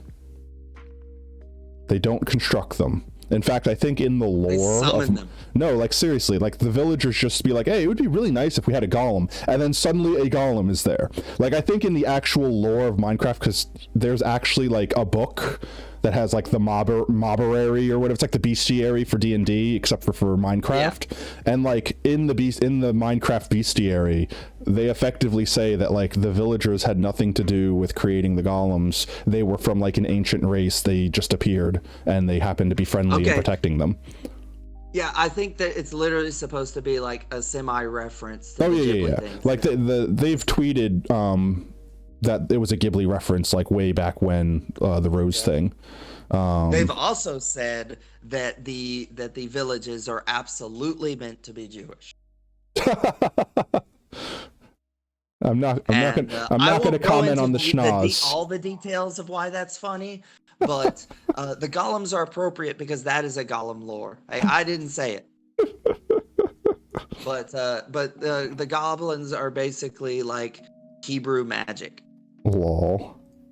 Let's see. But here's a funny thing. There's sometimes also associated with like alchemists and shit, Hmm. which are also associated with homunculi, which is what I think of the villagers are, because they're not the same as player characters. They have different models and they have different game mechanics. No, And it's so it's within it's the it's world like of in the Minecraft, lore that the player is a separate entity slash species entirely from well, the villager. huh? It's actually like in the lore or whatever of the game that like the player, like whatever you are as the player, is like canonically different species wise from whatever the villagers are. Yeah. And so what I'm thinking of the villagers as is basically these like little flesh constructs. They're like homunculi, and that's why they have an association with the golems. I mean, there have been people that have been like trying to pick apart. I think that's like one of the things that make Minecraft so like magical is like there's so much you could glance. You could look at this. This is a block game where you play Legos with 8-bit blocks and like, you know, but like you can like construe all these little things and make such vivid things, and no one's going to tell you you're wrong, because like even the creators have basically said like if you can imagine it then it's real, because it's your, you know, your imagination. And they give you little hints at stuff to make all these like deep and dark and mysterious connections, but in the end they're totally like, yeah, go at it and make your own story. So I mean, just like for example, we were joking around before, but like it's an apocalypse and the world has been leveled and the only thing that could survive are these villagers and, you know, undead mobs and these slimes, and it's like a Mad Max world where we have to scrap things together to survive. Like that's totally like canon now, just because it's if it's what we want, you know. And I think that's stupid awesome. I think that's really cool. There's something to games that have that kind of a beautiful simplicity where there's clear flavor and aesthetic, but the story is intentionally left vague. That's why one of the reasons I like One Step from Eden so much is because the only things about the story that you can tell is based on like 1 or 2 sentence descriptions of a particular build for a particular starting build for a particular character, and the random quotes that the boss versions of them have before and after fights. and that's pretty much it. Like my headcanon for the setting is that it's like a magical apocalypse and you're trying to reach this high-tech sanctuary called Eden. It sounds cool. Yeah. And there's like a lot of neat things that imply stuff about the story without actually saying anything. Like there's like, you know, there's different paths for the endings depending on if you kill anyone and if you kill everyone. That sounds fair. Yeah, no, it's like if you kill anyone, it's a neutral run. If you don't kill anyone, it's a pacifist run. And if you kill absolutely everyone, it's a genocide run. And the genocide run is insane. And I'll get into the reason why. I also had like an existential horror moment when I realized the mechanics of the game in context to the story. But one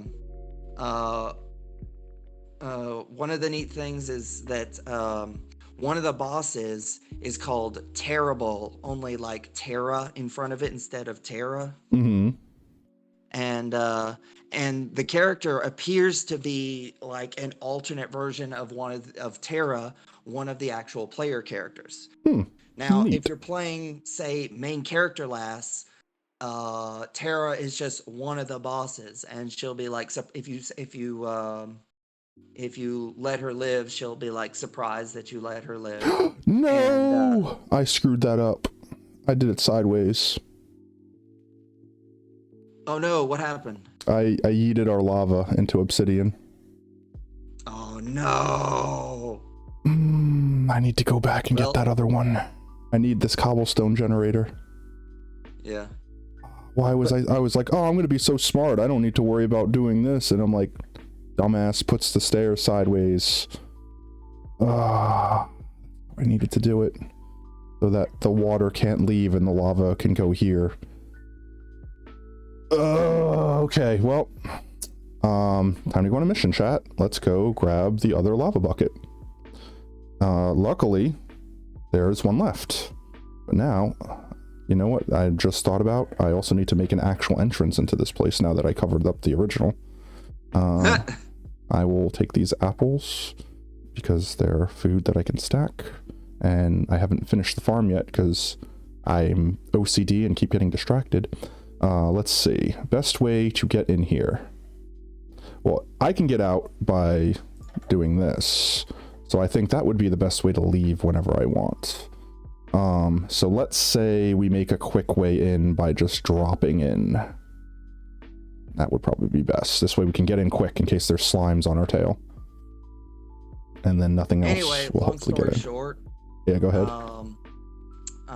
if you play as the character that's like she's the upgraded version of, it infers that you're like fighting like your altar, or like, you know, it's like an internal battle. But if you don't play as her and you spared her, It's about to be night. then when she fights you, one of the things she'll say is, "You should have killed me when you had the chance." Isn't that always how it is? They punish you for being like a good moral person. Yeah. No, here's the funny thing. The only way to truly beat the game is the genocide run. But here's the crazy shit. So the first boss, like, you have the final boss, which is the wall outside of Eden, and there's just like a bunch of like automated weapons that you're fighting, and you have to break through the wall. And then if you killed everyone up to that point, you get into, I forget how the different endings work, but basically one of the parts of it, when you fight the final boss, when you beat her, she goes back to full health and knocks you down to 1 health, and like, just, you know, and basically says, "Look, I don't have time to deal with your shit. I've got things in the universe to fix, and we'll send you back time to for your see if shit." Yeah, and I'm going to send you back so that and see if you can make better choices. And then she sends you back to the beginning of the game with all of your current upgrades. Okay, so it's like New Game Plus, but like part of the story, effectively. That's cool. I like that. Here's the cool thing. Now it's a card-based spell game where you have a deck of spells and you have access to 2 of them at any given time, and you basically get cards randomly throughout the game, and you can do things to alter what kind of cards you get. When you beat the final boss, and she like does her scripted event, part of it is you get a spell called Yami, which is 0 mana and does 8 shots of 9,999 points of damage. And keep in mind, this is a game where 60 damage is a pretty reasonable amount of damage. Just died here. Did y'all see that? So you basically just have an insta-kill spell in your deck for the rest of that run. Now, what's important about that is that's the only spell that can kill the final boss. So you have to. So you have to have it in order to actually beat the game. Yeah. Wow, that's a little jank, or that's a little sad. But here's the funniest thing though. You can only beat her with that spell, which means if you beat her with any other spell, she'll send you back to the beginning with another copy of Yami. Okay, so what happens if you stack them? Anything? Well, no, you could just fill your deck with Yamis, because you can also remove. You could also remove cards from your deck to kind of polish off your deck over time. I was wondering how it dies too. One of the rare items, or how it died. How what died? USS Ghost Boat. I think USS Ghost Boat was asking you a question about someone in the game you were talking about. Oh, how?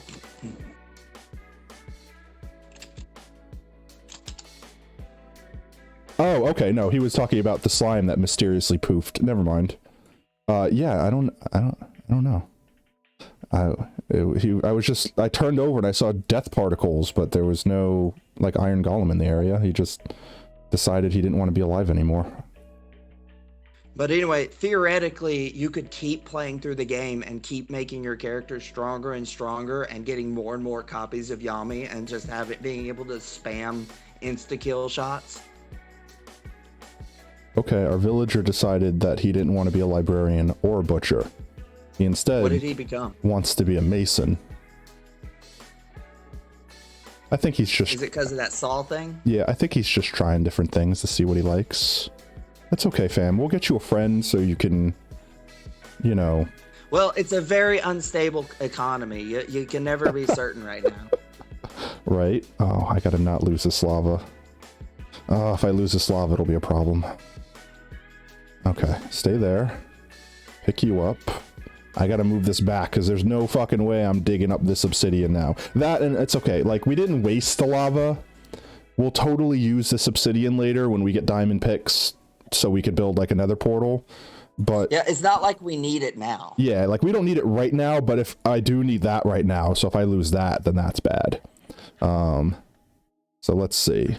To not fub this up, I need that like that. Yes. I need to get rid of this. I don't want anything spawning down here. I need to put a block there. Lava contained. And you know what? I think just to be extra safe. No, this should be good. This should be it. There should be no way that this can screw up. That'll go turn into cobblestone. Okay, good. I don't know why I was so very suddenly nervous, but I was. Okay, and now we have infinite cobblestone. We just can sit here and mine. And while I do this, I can catch up on chat. Because it's really hard to read chat while avoiding slimes in the open fields. So, chat, what do you think so far? I mean, obviously I kept you around if you're still here and you're still listening to me ask this question. What do you think? You having fun?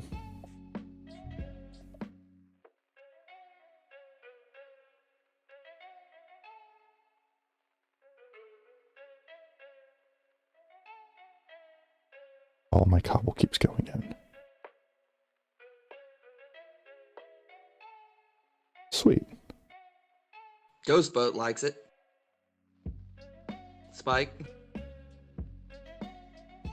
What do you guys think would be something that you would like to see done in this world? Yeah, no, there's probably like a 7-second delay between when I ask and when you get to type. That's Twitch, because it's basically delayed twice. It's delayed from when I said it, and then it's delayed from when I receive you responding to it. So nothing we can do about that, but that's fine. It's not like I'm going anywhere right now. And this guy's effectively been my clock. When he goes to bed, I know it's time to sleep. So that's been actually stupidly useful. Thank you so much for joining the Foxhole, friend. You've been a member of society. Literally, a member of society. The only member. Clockman. Clockman, yeah. Something Clockman. Okay, whenever we get a name tag to spare, his name will be named Clockman. He needs a first name. I want his last name to be Clockman. Huh? George Clockman. How about here? How about chat? Come up with some first names for our friend over here experimenting with what he wants to do for a living. Yeah, if you guys want to refresh, if the stream's behind a bit, feel free to refresh now, since I'm just farming up some cobble right now. So there's nothing really exciting happening. If you miss a couple seconds of this, it's going to be literally this. So, funny thing, social media is the devil when it comes to spoilers. Oh, of course. I hate so much that, like, if I turn, like, my phone sends me notifications, right? Like, you know, it suggests things that I might like on Twitter or things like that. So it's like, let's say there's a new movie and I don't want to go out and see it in theaters. It's going to be like, so-and-so dies in the latest Marvel movie. It's like, fucking what? Thanks. Yeah. Thanks. Like, ever since WandaVision came out, I've been terrified of my news feed and my Facebook feed. Oh yeah, it's crap because they like almost force you to either experience the content immediately or just, it's like, it's spoilers, you should have just seen it when it came out, you know, like, oh, come on. So check this out. Friday, the final episode came out. Mm-hmm. And I was like, okay, fuck it. I'm a big boy. And it's only $8, so I signed up for it and binged the whole series before I could accidentally get the last episode spoiled, because I already got some minor spoilers waiting for for an opportunity to see the series. Mm-hmm. Let's make an infinite water source out of this too. I just refused to look at anything that could possibly spoil it, and just binged it every free moment I had. Finished it that evening, and then the very next day I went through my Facebook feed and news feed, mm-hmm. and every single thing that could have been spoiled would have been spoiled. Of course. Like honestly, it's not even just Twitter. Like, for example, I watch a lot of anime. I don't know how much anime you watch, but I love anime. And like, for example, Crunchyroll has got to be the worst for this. Like, I use Crunchyroll. I like Crunchyroll. Crunchyroll is a very convenient service. The problem with it is, like, it has a YouTube channel where they take clips, and because YouTube's algorithm knows that I watch those clips, it more or less is like, hey, this, like, I don't know, let's say Attack on Titan. That's a popular one that I'm watching right now. No, don't worry, I'm not going to spoil anything, chat. You know, like, let's say the episode that just came out today. Let's say I was doing this, so I didn't get a chance to watch it. I open up YouTube, I guarantee you the first thing I'm going to see is a YouTube ad or video recommendation for a clip from today's episode where it's like, Eren Yeager explodes into mini Eren Yeagers. Thanks. I didn't know that was a thing that happened, but now I'm aware because the title and thumbnail is the spoiler in it. You don't even need to click on the video. It just existing on the front page is like, that's it. Spoiled. Have a great day. Like, YouTube's bad with that. Seriously. Oh shit, it's nighttime sleep. No, and by the way, that wasn't a spoiler. I don't know if he explodes into mini Jaegers. I'm assuming that that's not a thing that ever actually is going to happen, but don't quote me if it is. Attack on Titan gets weird. Yeah, I was about to say, it's like, surprised. Yeah, tell me that you could absolutely say that that's not the case. No, I absolutely cannot. That's what I'm saying. just All right, so I'm going to take this water source and waterlog these stairs, and now this is infinite water. So now our cobblestone generator is an infinite water / cobblestone generator. So neat. Sweet beans. Let's grab another. You know what else is the worst about spoilers? What's is that? Every Terminator trailer ever. It's just the whole movie in the trailer. Yeah, no, literally, I would have been. Oh, you cut out on me there, Oob. Oob, if you're still with me, we can't hear you. I think your mic disconnected. Here, 1 second, chat. Let me pause this so I can message him.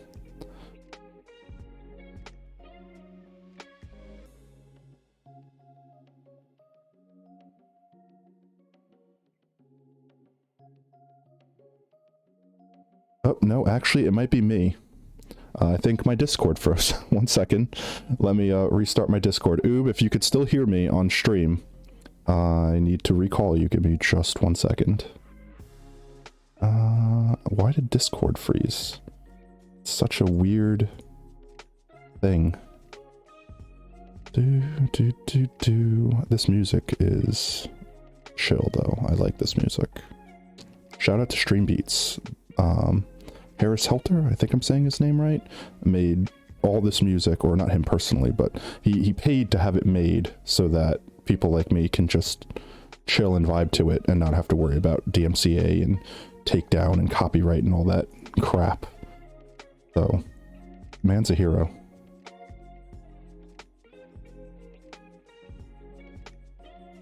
Am I sure I closed the fence? I think I did, but I will check. I'm paused while I'm on the screen since I'm not online, so I don't have to worry about anything sneaking up on me. Okay, I checked. Did you hear anything again? I said? No. Whenever I said you cut out, I thought you cut out. I cut out. Okay, I don't know what anybody heard, or like, did you hear any of my story? No, I think you got cut out like just when you were starting to tell it.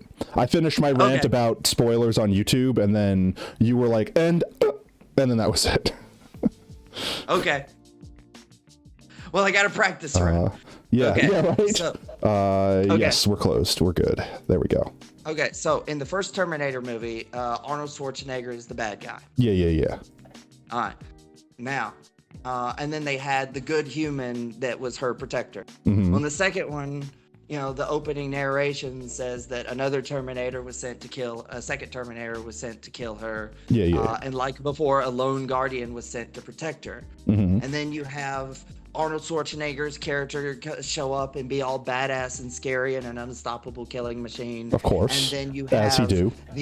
And then you have the other character show up and is like a scary badass, but really not like is acting more like a human. Mm-hmm. Well, that's because it's a more advanced model, and it's actually Arnold. More They human-like, have yeah. the big reveal where Arnold is the actual protector, and it's like a Terminator is protecting him, and there's this more advanced Terminator that's trying to kill him, but that wouldn't have been. You couldn't have had that twist if you had seen the trailer, because they literally show the Arnold being the good guy in it, because they were pushing him as a hero from a marketing standpoint. Oh, of course. Which meant the trailer ruined the movie. Didn't Arnold like get made because of like I know he was already kind of a famous actor, but like wasn't Terminator the movie that like made him? Like, correct me if I'm wrong. Like, I know he did a lot of other stuff beforehand, but like whenever you say the name Arnold Schwarzenegger, you think Terminator. I'll be back. Yeah, I mean, like I said, he was already famous before Terminator, but like, wasn't Terminator like the turning point in his career? Let's see.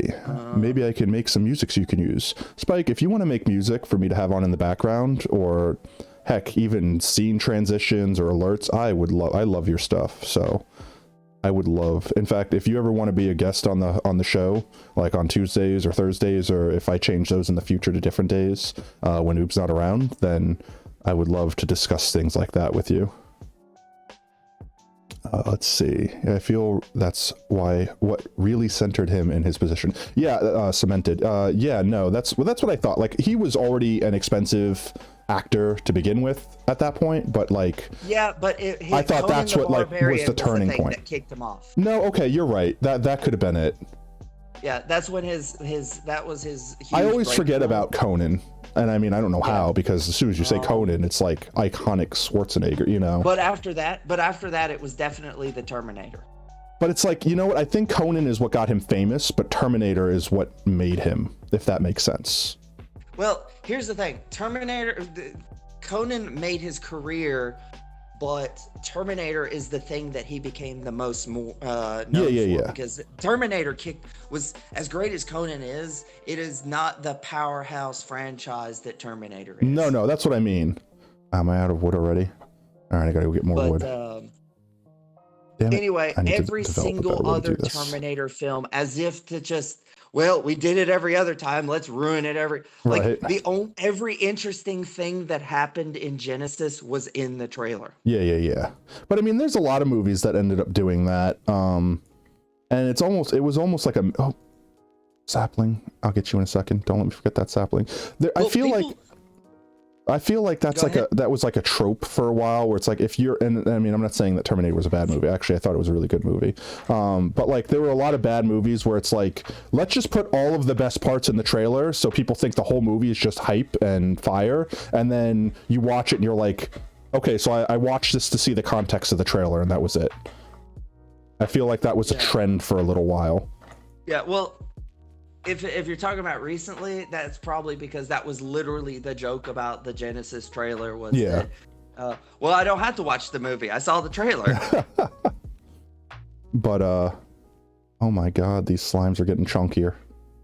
I swear, I don't think there's a mechanic in the game where they can eat things to get bigger, but I feel like they're fucking eating the slime balls that are getting dropped and then turning into bigger slimes. That's horrifying to think about. More wood. We'll need to expand this wood farm. Wait, they get bigger? No, I don't. That's the thing, is I don't think they do. I don't think there's any mechanic in the game that, oh, that one just despawned, that allows them to get bigger. Like, they spawn at one of those 3 sizes, and then they can get smaller when damaged. Like, when you break the big one, he breaks into 4 small ones, and when you break the smaller one, it breaks into 4 mini ones. So, like, 1 can be, like, what is it, 12? Is that math? Am I mathing right now? No, 1 times 4 is 4. 4 times 4 is 16. 16, okay. So 1 big one breaks into 16 harmless ones. Yeah. And I'm fairly certain the harmless ones still count as hostile mobs, even if they're not able to hurt you. Harmless. Yeah. Because, like, I think they still follow the mechanic of spawning. Like, they couldn't spawn if I was in peaceful mode, so to speak. I think. I'm not 100% certain. Let's see. I need to get better organized. I've just been throwing shit in chests. I have some semblance of where I'm throwing stuff, but for the most part, I don't. Fun fact about Conan, though. Do you know that the scene where he's like tied up and the buzzards are picking at him? Those were actual buzzards actually pecking at his flesh because they put like some bacon or some shit on his shoulder. Oh, really? Because Arnold was like hardcore for that movie. Man, that's something you just don't experience anymore. Like, actors back in the day, like, no, really hit me. No, really throw me off this cliff. It won't look real unless you do. Like, don't get me wrong. Like, I understand why people... You know about Rumble in the Bronx? Rumble in the Bronx? No. I was going to bring up the Django movie where I think it's Leonardo DiCaprio, like, slams his hand on a table and, like, shatters a glass and, like, is bleeding that everywhere. Shit was real. And he kept going with it. Yeah, and he, like, smeared it across, like, an actress's face that was, like, legit freaking out to the fact that real blood was on her face. But for the movie, it looked so real because it was. Okay, so because it was that real. actually brings me back to Terminator 2. Legendary moment with what's her name that plays Sarah Connor? I'm horrible with names. I'm so bad with actor names. I find this out before I can continue this story. Let's see. Water can travel 4 blocks away. So let's see. 1, 2, 3, 4. Water. 1, 2, 3, 4. Linda Hamilton. Linda Hamilton. Okay, so let's dig one more block out this way. Let's go 2. Just give us walking space. I'm just talking to myself here while you look stuff up. I'm going to make a farm plot because I've been putting it off way too long. And we're like 2 hours into the stream already. Yep, can you still hear me? Okay. I got cut off from you, but I just recalled. I was just saying, I was trying to say that, tell chat that I'm trying to finally make this farm that I've been trying to make this entire time that I keep getting distracted by needing one little thing here and there. Because it's like 2 hours into the stream and I'm like, I said the first thing I wanted to do was make a base, which I think we can consider this our base of operations for now. It's safe. It's got the things we need in it. It's got storage, our bed. So I want to make a farm. So I'm digging out a plot to make basically an underground farm. Is a happy home. It is a happy home. I'm happy with it. So let's dig out a little area here. Actually, I might not need to dig out that much. Go ahead. Yeah. Linda Hamilton had a conflict with one of the other actors. Mm-hmm. What's funny is the incident in question happened in a deleted scene that was added in like the director's cut. Which, by the way, if you get the chance, if you watch Terminator 2.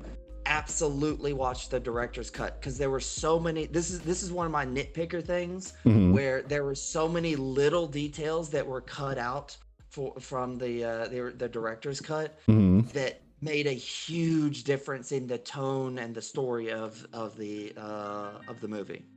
Okay. But there was one of the cut scenes that was cut out was showing the orderlies of the mental institute obviously abusing her, like beating the shit out of her before they gave her medicine and like tasing her and shit.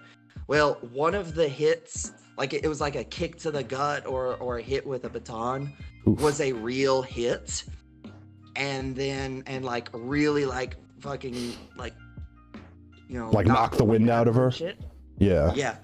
But James Cameron is an artist, so he rolled, yeah. It was a good shot, so they kept it. Well, Linda Hamilton Later on, in a scene later on in the movie, there's a scene where um, she gets out of her cell and like sneak attack one of the guard with a broken broomstick right in the face, and like breaks his nose, and like she like hits him in the back and like knocks him out, and then drags him across the floor, and there's like a long smear of blood from his nose, like as she trails him to another room to like hide him.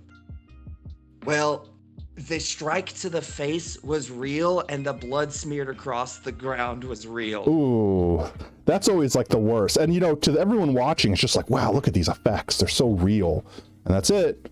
They're just effects. Like you never sit there and be like, nah, that's real. Well, production value. No, but seriously. And it's like the worst part of that is like everyone that sees it really happen and that knows it really happened is suddenly like, shit, make sure you don't screw this take. Like she really got damaged. Like they're actually hurt. Like, if an actor breaks a bone, it's like, we're not going to be able to just reshoot this.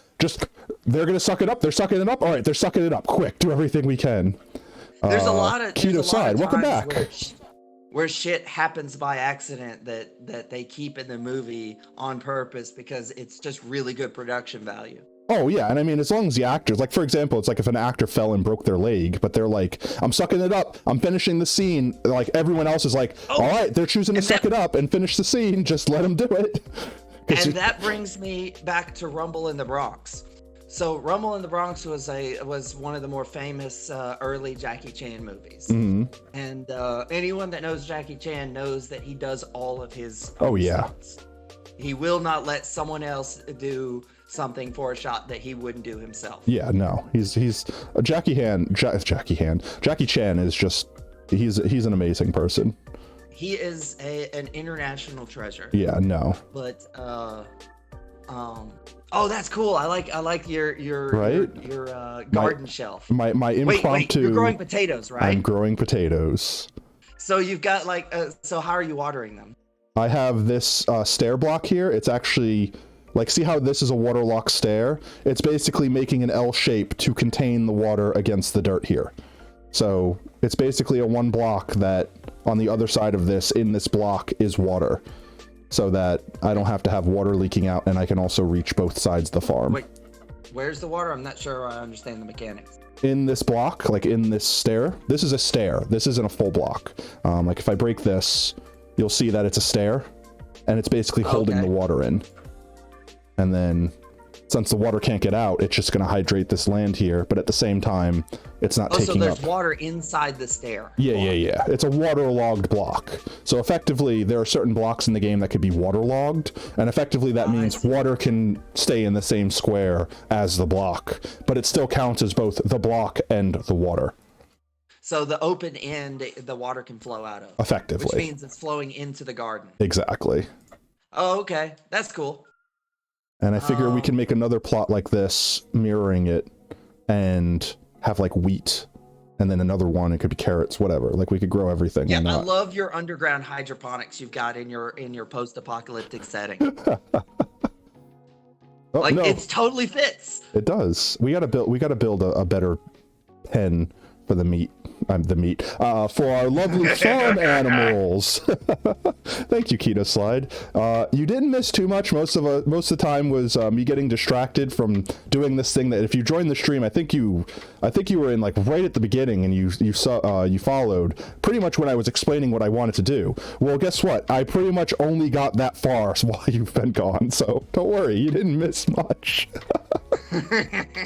I kept getting distracted by like, ooh, I need some wood, so time to make trees, which, I mean, I have effectively just spawn-proofed the roof, and we grow trees up here now. That's what the roof is for. We'll probably have to extend this a bit, because I do want more than just 2 trees at a time. But we built the trees. I screwed up the lava bucket, so luckily we have a second one from that village that's over there in that direction. I don't think it'll run up. If I look down, you could see it right on the edge of the screen. There we go, right there. That village had a blacksmith that had 2 lava blocks. I accidentally put down the stairs the wrong way, and I waterlogged the lava. We'll just call it that. It sounds more smart than what I did. And that's why there's a block of obsidian right here. But then I had to go fetch the other one to make the cobblestone generator. This is my infinite water source trough / cobblestone generator. I know the tech is very low right now, but once we get established, then we'll get there. I'm planning on building like iron farms and mob switches, and I want to do the works for this series, but it's hardcore, so I also don't want to die on my first stream. So once we get the food supply down, I want to get armored up the rest of the way, and then we can go hunt some more villages and demolish them without being too concerned that the slimes are going to murder us on sight. So yeah, let's get you could keep talking, Oob. I'm going to finish digging out a couple plots. Yeah, I'm going to finish digging out a plot for wheat, and then I guess I'm going to make a plot for pumpkins if we ever find pumpkins. I really want to find pumpkins, but I'll make the plot for now, and we'll go with that.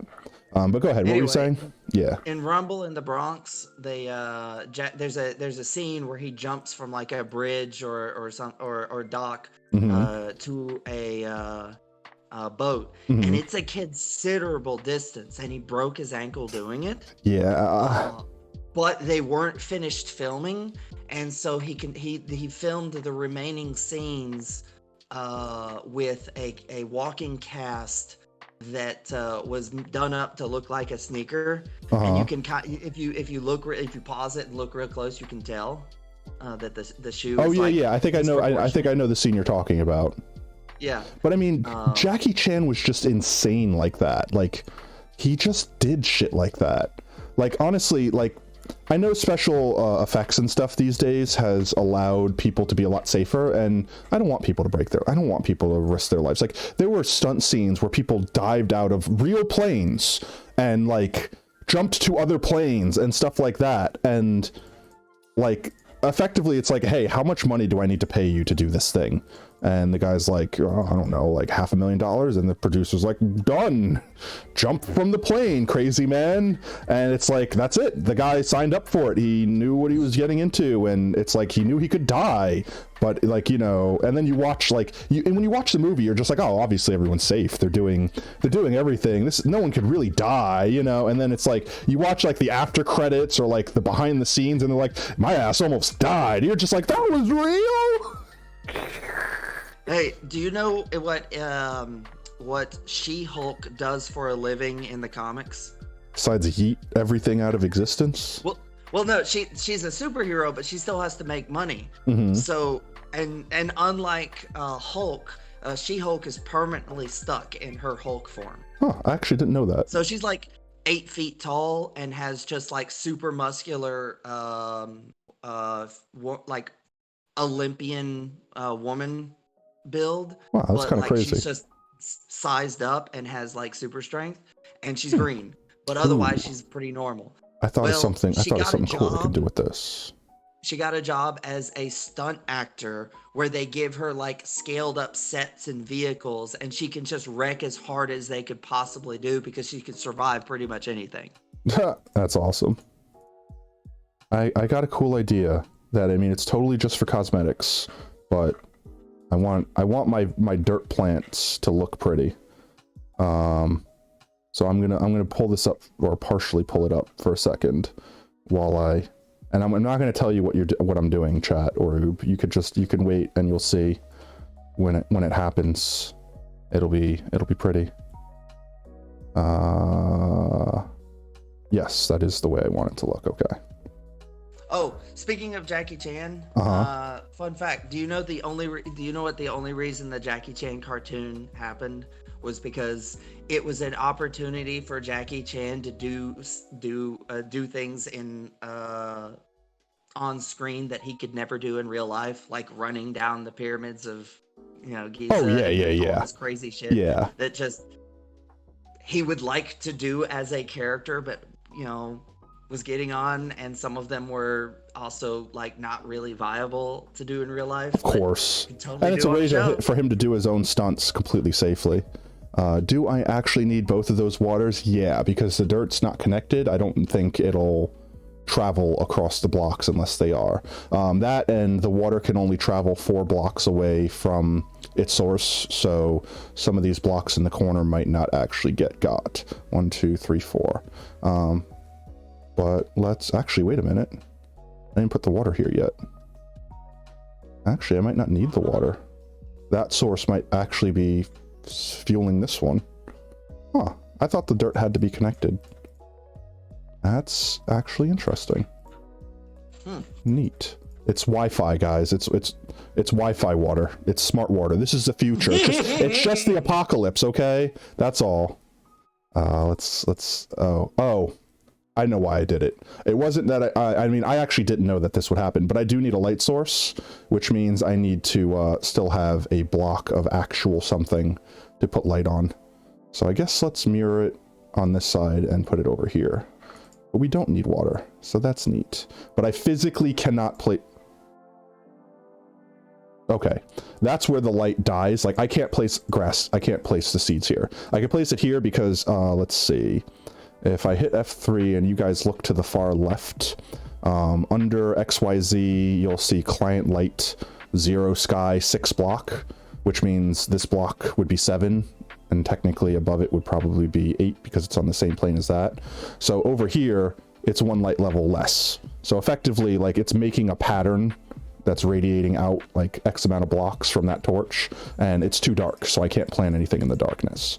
So I do need to plant another torch here, and now that I've done that, I can plant this, because you'll see now that if you look at the same area, the block light here is now 8. It's now bright enough for that to be planted. There we go.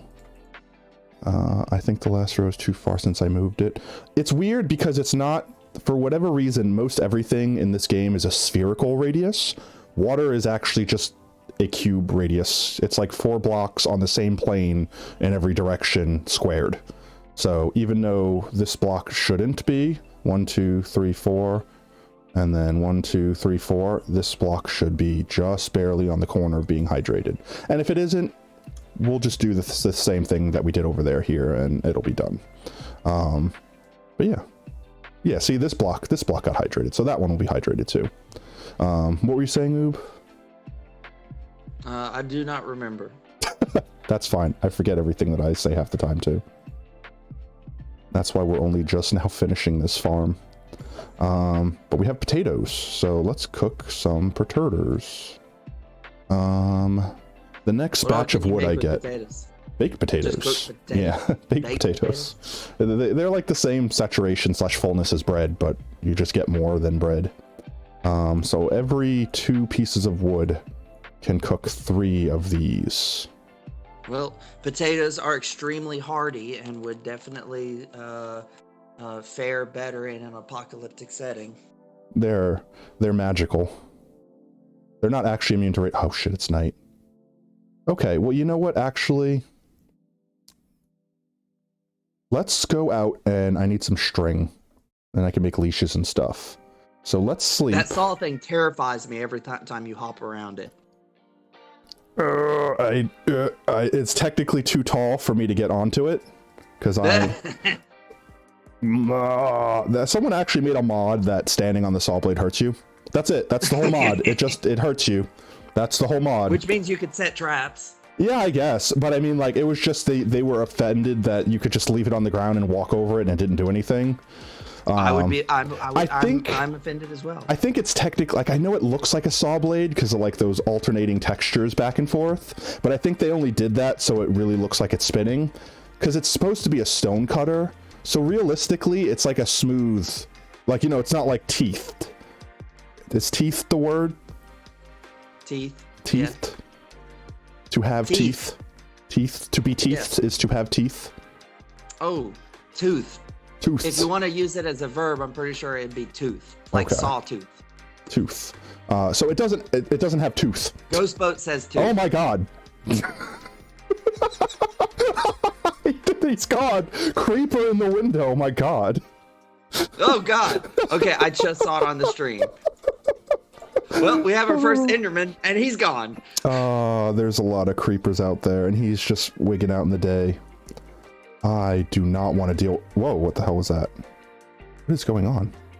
Oh, I'm holding E like a pleb. Okay. Well, let's not screw with any of those creepers. Ooh, there's a spider. That's what I want. Spooter. Die. Die. No string. Screw you. Spooter. Yes, Spooter. So what's causing the spiders to it was spawn it was nighttime, so it was dark enough that mobs could spawn. That was it. But the spiders won't die. The spiders aren't undead, so they don't burn in the sun. Yeah. Same thing as so creepers. Creepers don't spawn or don't burn in the sun, and they disgustingly blend way too well with these slimes. So I have to be extra careful. The fucking background. Yeah, it's like I could block a creeper explosion, but if I'm not facing the right way and they blow me up from behind, that's it. Game over. End of the series. You know what I mean? Like. Yeah. Ugh, that's stressful. Yeah, I know. You're telling me. Get in the hole. Ghostbat says, Ghostboat says, and you have a bat. What does he mean by that? Oh yeah, there was a bat flying around. I don't know why the bat spawned, but there was a random bat. Let's go up and see if we could still see it. Because that's something that will also be fairly rare. Oh, there it is. Actually, I think I just saw another one over there, unless that was the feet of an Enderman. Also, I need to eat, because that slime hit me a few times on the way down. There we go. Okay. I don't think I've seen the bats before. There we go. Okay, so let's see. We've got a wheat farm. So what do bats drop? Nothing. They're just neutral mobs that spawn in dark places. That's about it. Okay. That's cool. Hey, you know what? That's one less dangerous mob. Yeah, but unfortunately the neutral mob cap and the hostile mob cap are separate caps. Ah. Yeah, I know. Okay, well, so you can only do it with the slimes then. Yeah, effectively. There is a cheesy method, which whenever I get to building the slime, the mob switch, it will be using these guys actually, because since we're locked in hard mode, effectively there's a mechanic that if zombies kill a villager, they can infect them and turn them into zombie villagers. In hard mode, there's a 100% chance whenever a zombie kills a villager, they 100% turn into a zombie villager. Don't listen to me talking about this. Clockerson. What did we name him? It was. We haven't named him yet. We're one asking the chat for suggestions, and I think it'd be cool if we can you do like polls and shit? Yeah, sure. I don't know how to do them, but I know we can. I think I need to install a bot, and I can do like literal Well, here's polling. the question. You said something about like naming mobs. Yeah, I have to get a name tag for that. We'll get those eventually. To make a name tag. I either have to find one fishing, which I think fishing is nerfed out the wazoo in this version, so it'll actually be pretty hard to do that. Or I could get a librarian, and his final trade is always name tags. So that's probably how we'll get them eventually. But before, what was I saying before that? What is he right now? Right now he's a mason, I think. Yeah. Okay. He's attached to the blades.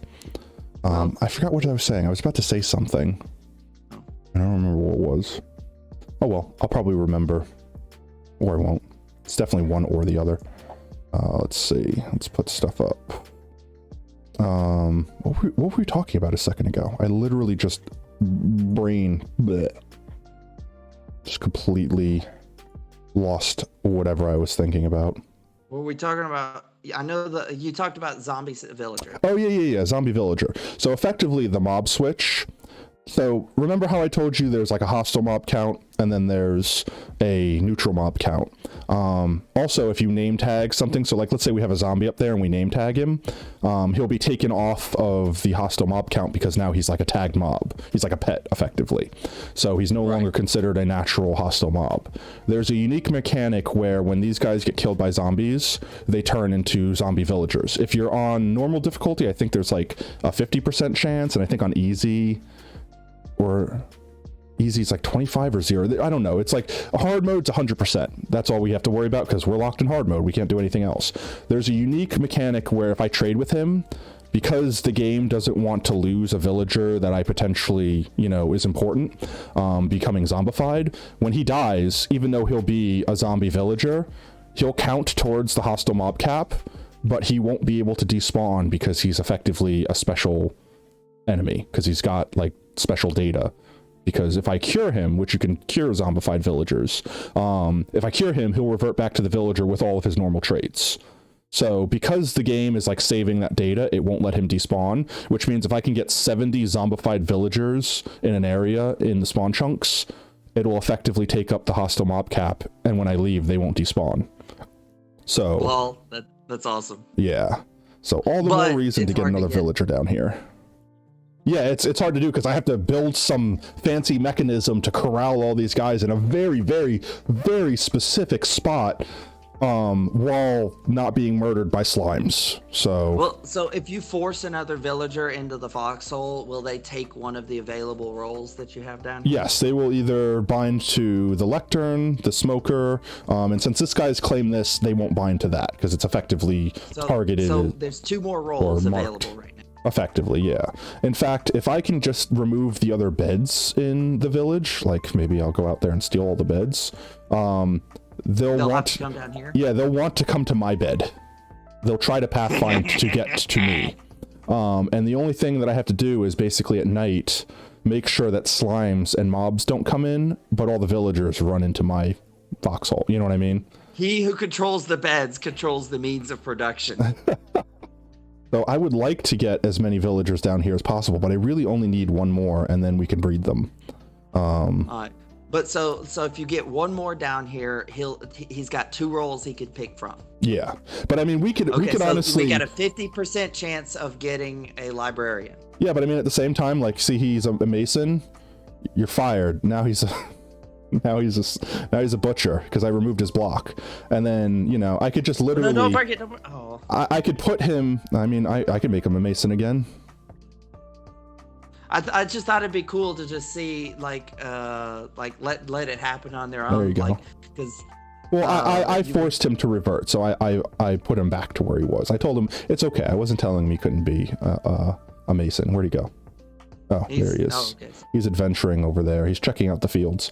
But yeah, no, effectively we can make a little room that we could put the villagers in, and we could have like a segmented area for like village breeding, and then a segmented area for like villagers that sell stuff, and name that villager Larry. What was it? What was the last name we come up for? Clocksworth? Clockman. Because he was acting like your clock. That's right. Larry Clockman. We'll name him Larry Clockman. So Larry, you're important. You're like the main character of your villagers. So you have to survive. So tend to the potatoes and wheat and live. I'm gonna go steal all of your other villagers' beds so they are inclined to join you down here. Don't tell them I said that. Once you get a librarian, you can totally name him. Yeah, I have to get, well, that's the thing. I have to get a librarian, and I have to like level him up effectively by trading with him lots. So I need to make some other things first so that I can basically farm money. Once we get to the nether and I can generate potions to cure them and stuff, and get gold to make golden apples, I could start curing villagers, and they'll give me super discounts for saving them from being zombies. Not realizing that I might have been the one that made them the zombie, but they don't remember that detail. They just remember that I was the one that saved them, and that's all that matters. And they're definitely not going to remember that I'm the one taking all their beds right now. Well, see, they're not players, so they're only aware of certain parts of the game. Yeah. They can't make a logical link between you moving blocks and them becoming zombified. Yeah, right? That or the zombification just completely wipes their memory, and they just have the natural talent built into them to continue doing the thing. Ooh, looms. I will take these. That's a sheep. Oh, it's getting dark. Which means we really need to find a way to let these guys get in our house, otherwise they're going to go into everyone else's house. This is where the bells are. So if I can get all the beds from this area, they'll probably come to that area because it's the only one with a bed. Okay, perfect. Sorry. Slime. Okay. Villagers, I don't know, come on in. Just jump down the hole, right? That's fair.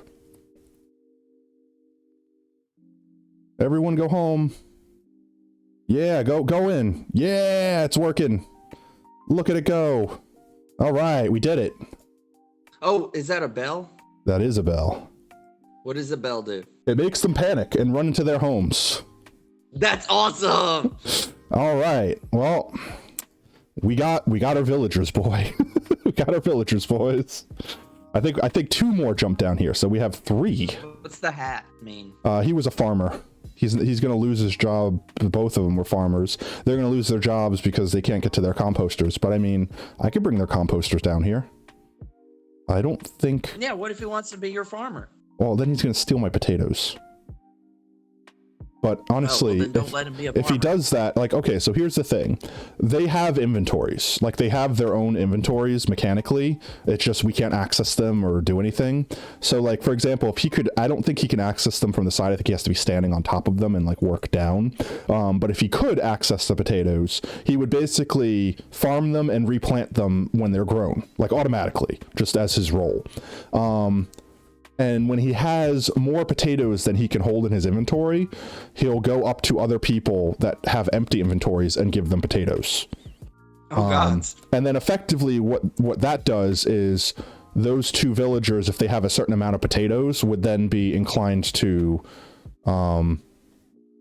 breed as long as there are enough beds. So effectively these guys could like repopulate their own villages and shit like that. Like, that's how it's intended. The problem is, I also think that when they have extra potatoes and everyone's got their stuff, that they use their profession block to to basically throw away potatoes. I don't know if they do anymore, or if that was something that they never really did and I just misremembering. But I know they will first give their inventory to other people. So if we make him a potato farmer and give him an area where he could just effortlessly farm potatoes all day long, then he will fuel his brethren to perpetually breed. And then we can make this new place filled with villagers and put them in a boat and ship them off somewhere where we can move them far enough away where they're basically working for us and not counting towards the bed limit in this area. So we could keep making more infinitely. Nice. So I think we might do that eventually. But for now, I honestly don't want to see all these guys roaming around. So I'm going to get some boats and we're going to put them in some boats because they'll be safer that way. 2 boats should be enough. That's not how that works. Do me a favor, name something you do at some point as you do it so that I can get an idea of what my lag is. Okay. I'll name when this guy gets into this boat. There you go, he's in the boat. They're both in the boat. I'm going to push them with a block of water into that corner. Or actually, That was about 10 seconds. Your voice is lagging or just on stream is lagging? Just on the stream. Oh yeah, okay, that makes sense. I'm going to push them over that way. There you go. Yeah, that's fine. They can chill there. Hi, you became a butcher. How about you become a guy that gets in a boat? Come on. Come on. No. Boat. Come on. The rest of the base is that way. And you chose to go that one way. You have to leave that corner. Like, effectively, whenever a villager walks over a boat, like, they have to get into it. It's, like, mechanically just how it works. Get in the boat. You have nowhere else to go but the boat. Stubborn. He does it. He's just like, you know what? If you're going to make me get in the boat, I'm just going to stand here and go nowhere. Go anywhere. Oh, it's because your profession blocks here. I can remove. I could fire you. Consider yourself fired. Now He's hiding. Now get in your boat. Society. Now he's sulking. Now he's just sulking. What the fuck was that from? I can't remember. That was like, oh, there he goes. That was from a super old, like, flash from, like, Newgrounds, or it was, like Team Girl Squad-esque era of just craziness. Yeah, I remember the era. I'm just trying to remember what it was. I don't remember the name of the animation, but I remember all the quirkiness from the animation, like, fucking... Society! Yeah, Society. What was it, like, You dodged a chainsaw, Neo. Now you must, or you dodged the bullet, Neo. Now you must die by chainsaw. You're like just the random crap that was funny in the 90s, you know? Hey, we were still trying to figure out meme crap. Yeah, no. Memes weren't a thing. Like, that's the thing. Like, they were. Like, we still had the meme culture, but, like, memes physically weren't invented yet. We lived before memes. That is not true. Oh, no. What did I do? Oh, no. I broke it. Memes have actually been a part of culture from the very beginning. The actual phenomenon. Like, this is an actual... Memes are actually a studied phenomenon. Mm-hmm. Because which I can go into that, but me and my coworker were talking about this, how the ancient Romans had memes, and Kilroy was a meme. Yeah. It's just, but I'm saying they just weren't called memes. Yeah. Well, but they're still classified as memes. Yeah. The colloquial use of the term meme isn't as old as the actual word meme. It just wasn't used commonly because it wasn't such a prevalent phenomenon as it is today with the existence of the internet. Actually, Wikipedia time. But yeah, what I'm saying is, like, the word meme just, it didn't exist. It wasn't real back then. Like, memes were still the same thing that they were to us today. It's just... Well, okay. No one knew to call them memes. They were just jokes that everyone got. A meme is an idea, behavior, or style that becomes a fad and spreads by means of imitation from person to person within a culture, and often carries symbolic meaning representing a particular phenomenon or theme. Yeah, but what I'm saying is, like, back in the 90s or whatever, when that was a thing, like, that word didn't exist. Yeah, we didn't use that word, but the word goes back, like, because it's a Latin root. Oh, okay. Yeah, like mimetic mutation has been a term for a long time in language and things like that. Which brings me to a really weird thing about memes and how important they are for culture. The understanding of how culture develops. So memes actually can be said to follow the exact same rules of natural selection in nature, because there are certain types of ideas that are more likely to survive and propagate, and that's why certain memes like hit harder or last longer. Because, like, I have never seen a meme hit harder and faster than the Cold Bernie meme. Oh yeah. Took me a second. I'm like, Cold Bernie. I'm like, oh yeah.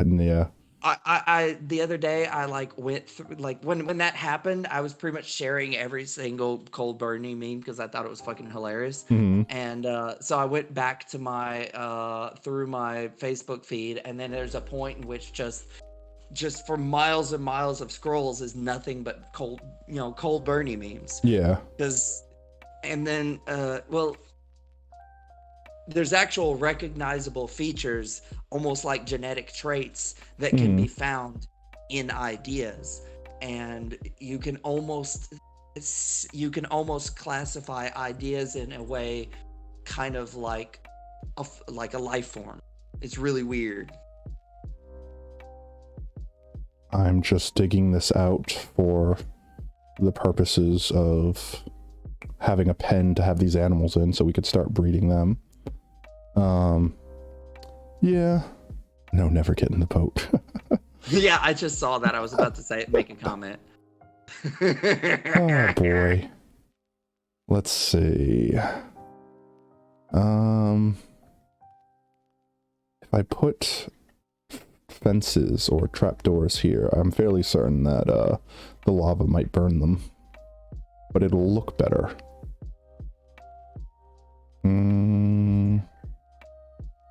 I'll just do the same thing I was doing before and use cobblestone half slabs. But yeah, let's see. Getting a chance while this is going on to see if well, let me make a new pickaxe, and then I will get a chance to catch up on chat.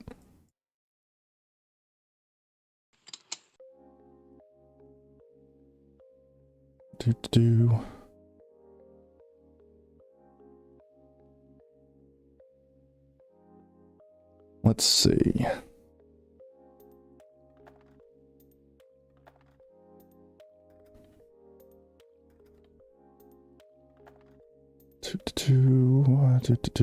Boring cobblestone. Okay. I didn't miss much then. I think the most recent thing was just USS Ghost boat commenting on the villager not getting in the boat.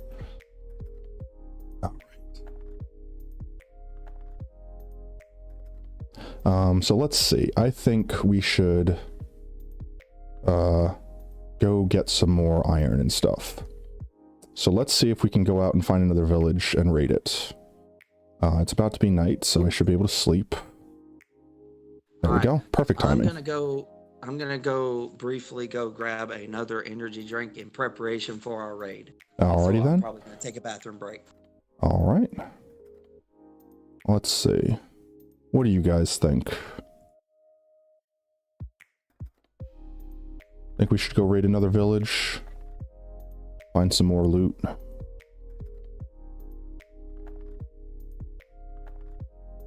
Oh, I missed. Do it.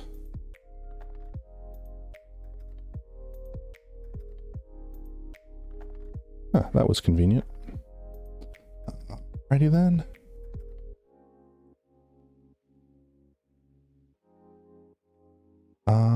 Let me get a couple more stairs.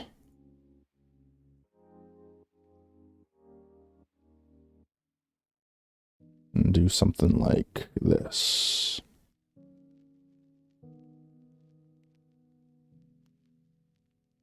There we go. One more. And prettify our lava friend here. There we go.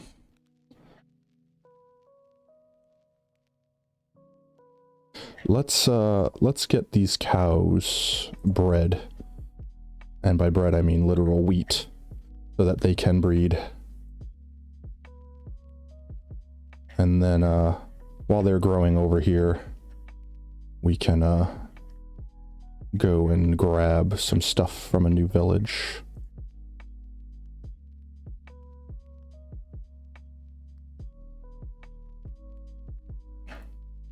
Just open this area up a little bit, and this will be our little animal pen.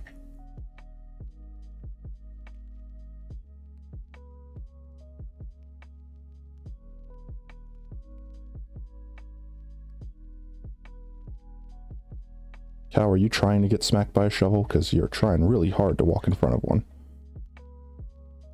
Let's see, those were water supplies. Can't break those. So let's just close off that area. We don't need it. There shouldn't be anyone over here anyway. Horse, I'm not trying to click on you. I'm trying to place dirt. Oh, there we go. Okay.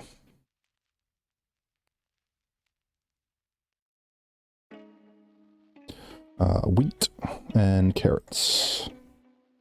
1, 2, and 1, 2. Alrighty then.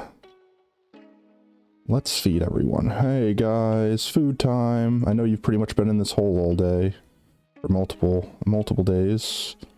Come on. I see you over there, Piggy. Are you stuck?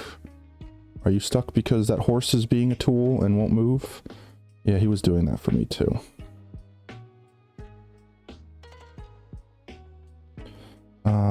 Let's clear out this corner so you can get out. There you go, you're free. Here you go, piggies. There, the beginnings of our meat supply. Horse, just stay over there. We'll come back for you. Oh, the pig wants to be in the corner. Oh my god, everyone wants to be over here now.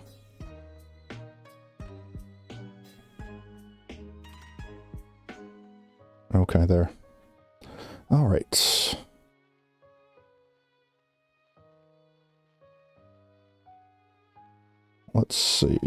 clear out inventory. And we will get ready to go. I will keep some dirt on me in case we need to pile a block up from something or something like that. Don't really need torches. Oops.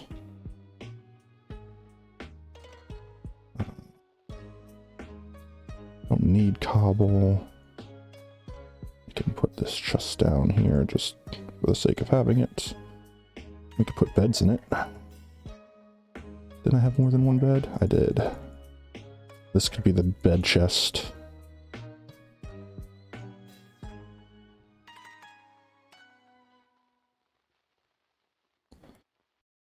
Okay, are my potatoes grown yet? Ah, some of them are. Grab these guys real quick. And then we should be good to head out. Let's see, is it daytime? It is. How much time in the day do we have left? Oh yeah, now I remember why I had this down here.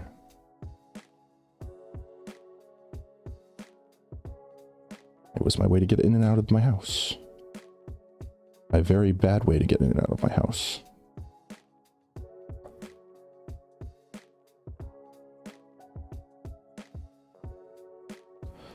Okay, so that way was the village we went into last time. Let's see if... Oh, was that something? Yep, there's something over here. So, let's see. That way is... north. Alright, let's go north. The horse was blocking that pig from getting some. Yeah, right?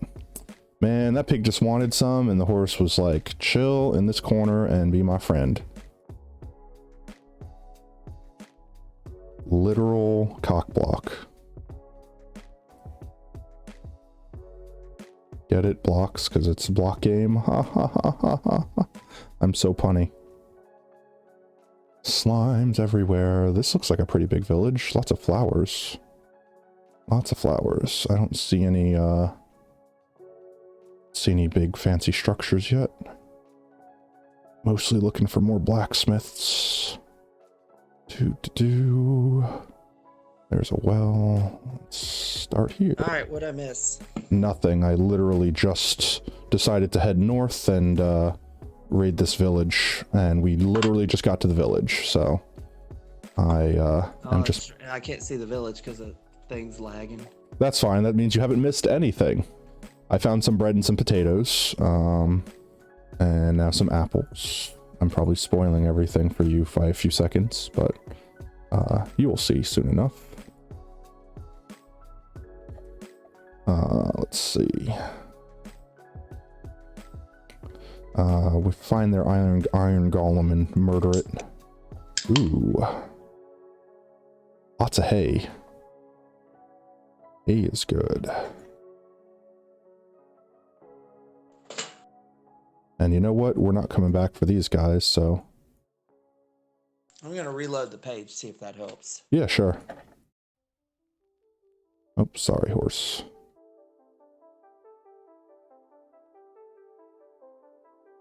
Oh yeah, another thing about... Oof. Okay, I can see now. Cool.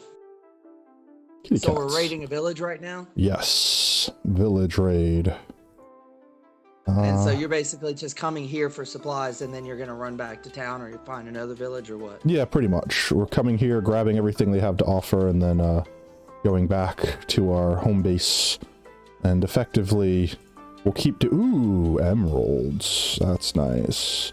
We'll just keep doing that for a bit until we get, like, super well established, and then... Got you some cheddar. I did. That'll be good, because now we could start trading with that. I can't tell which houses I've been in or haven't been in. All right, so we're gonna find out what kind of what Larry's job is gonna be. Right. He's got until you need to buy something. Pretty much. He might be either a farmer, I'm thinking, or a Fletcher, because we did find that Fletcher table, which was super pog in that first or that second village, technically. And with that, I could basically turn sticks into money. Ooh, there's the iron golem. We will have to yeet him before we leave for his iron, because I still need pants and a chest plate. And I think I have 5 pieces of iron at home, so I almost have enough. Cow, I need your leather. There we go. Almost have enough for my next chest piece or what have you. Oh, okay.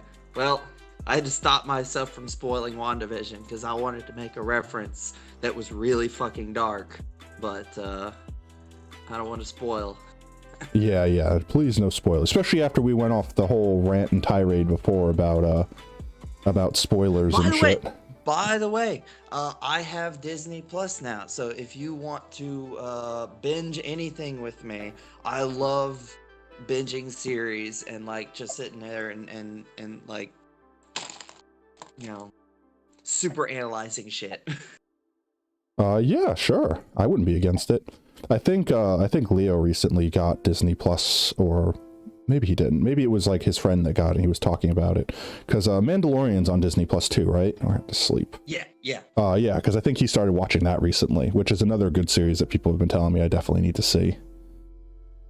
I got real excited because today I found out that the Neil deGrasse Tyson Cosmos is on it. Oh, sweet. Yeah, so hearing him. Oh, dude. So I've been watching the new DuckTales. Uh-huh. It's fucking genius. Whoop whoop. Yeah, like it's not just good. It's actually like there's a lot of fucking like well-crafted thought built into the character designs and their particular personalities and their interactions. And some of the humor is very multi-layered. They're very subtly topical as far as like the way people talk and shit. Like there's literally a bad guy named like Stabby McStabberson or something. Oh my god. But, Did we already more raid this clever whole than village? that. Like it's a little subtle. I'll look it up in just a sec. But they have a brilliant scene where a character who's clear her she's like a mercenary who's pointy, like sharp thing themed. And my theme is pointy. She's got her like deadly weapon blade that she's using to carve a wooden knife. That and while she's having while he's like briefly converses and then sticks the wooden knife in the table and then slices the wooden knife in half with her actual weapon. Oh my god. That just seems like she's just doing it for the sake of doing it. Yeah, well, that's the point. Is like the character is like a parody, like mercenary. Like the guy, it was what's his name? I think it was on the first episode actually. But Glomgold, Scrooge McDuck's rival in the series. Yeah. Like has a bunch of mercenaries that he hires, and but they have a hilarious scene where he's showing like a new employee video to all of his mercenaries he just hired. Okay. And it's really comical and well done and like very satirical in a lot of ways. But one of my favorite things that Scrooge says is he describes Glomgold as the poor man's version of me, and then after a moment it's like, which to be fair still makes him extraordinarily rich. Oh. Yeah, that's like saying it's like the poor version of Tony Stark is like, yeah, okay, but how poor? Like, I mean, poor Tony Stark is still pretty rich. Well, here's the thing: Scrooge McDuck is a trillionaire. Yeah. He's the richest duck in the world, which, funny enough, doesn't technically make him the richest person in the world because they have other species in that world. But they always specify he's the richest duck in the world. And what's funny is they had a hilarious scene that's actually, if you know the character, has a lot of depth to it because. Scrooge asks Launchpad, he says, "Can you pilot a submarine?" And he said, "Well, I crashed a helicopter at a wading pool once." and Scrooge says, I've done more with less." Oh my god. Which, if you know the character, he literally became a trillionaire starting from a single dime. That's funny. That's a little crazy. There's a whole graphic novel called The Life and Times of Scrooge McDuck that shows him exactly how he became the richest duck in the world, and he literally started with a single dime. Oh my god. And Can I in the burn oak cartoon doors? series, that's his lucky dime. Which actually has huge significance throughout the story, because you know the character Magic of the Spell? Mm-hmm. Which, by the way, there's a lot of really like hidden lore about Magic of the Spell, if you know a lot of history. But Magic of the Spell, is the reason why she's trying to steal the number one dime, or I mean his lucky dime, Mm-hmm. is because it was the first dime that he ever earned, Mm-hmm. and he's had it since. And so you've got the richest duck in the world, and every single financial that dime is charged with the psychic energy of every financial decision he's ever made. And so it's this like god tier magic battery. I mean, is the show I haven't seen the new DuckTales. Is it actually that superstitious? Like, is that real, or is that just superstition? Well, that's the lore from the original series and the comics. I actually never knew that then. Legit. Yeah, I think it's the very first episode. It's at least the first episode that Magic of Dispel appears, but she's like villainously monologuing about her goals to take it, and then explains the fact that it actually holds the psychic energy of every financial decision he's ever made, and that's why she wants it. Huh. That's because it's literally it's a major artifact that's a magic battery. That's kind of crazy to think about, honestly. Like, think about if stuff like that was real really and we didn't know about it. Things. Yeah. Like here's a great example. Gizmo Duck. Mm-hmm.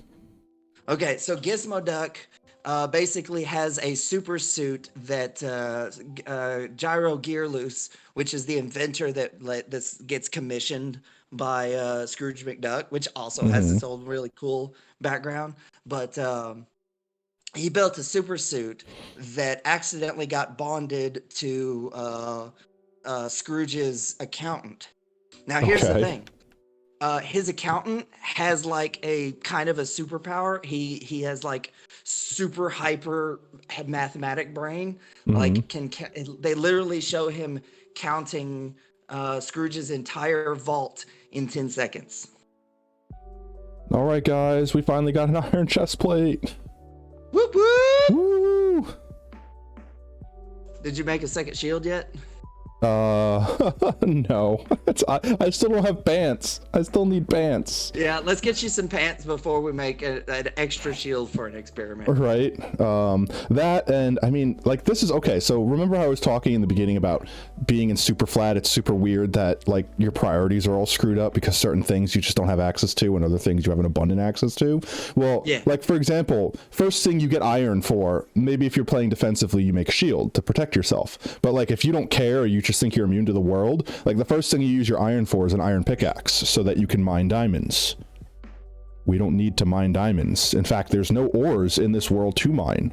Literally, an iron pickaxe. So you don't care about diamond pickaxe? Yeah, an iron pickaxe and a diamond pickaxe is just, it's not a necessity for anything besides durability. Now, diamond pickaxe does have one necessity, and that's to mine obsidian so you can move it wherever you want. But I mean, technically, as long as you have a bucket, as you could see from my FUB right here, you could totally put obsidian wherever you want with a bucket and some careful placement of things. So I mean, you don't really need a diamond pickaxe and diamond tools. They're just there to make your life easier and to mine things faster and the like. But yeah, it's a luxury rather than a necessity it would be in regular Minecraft. So I mean, it's harder to get stuff, but at the same time, because it's harder to get stuff, you don't need an actual iron pickaxe to get anything.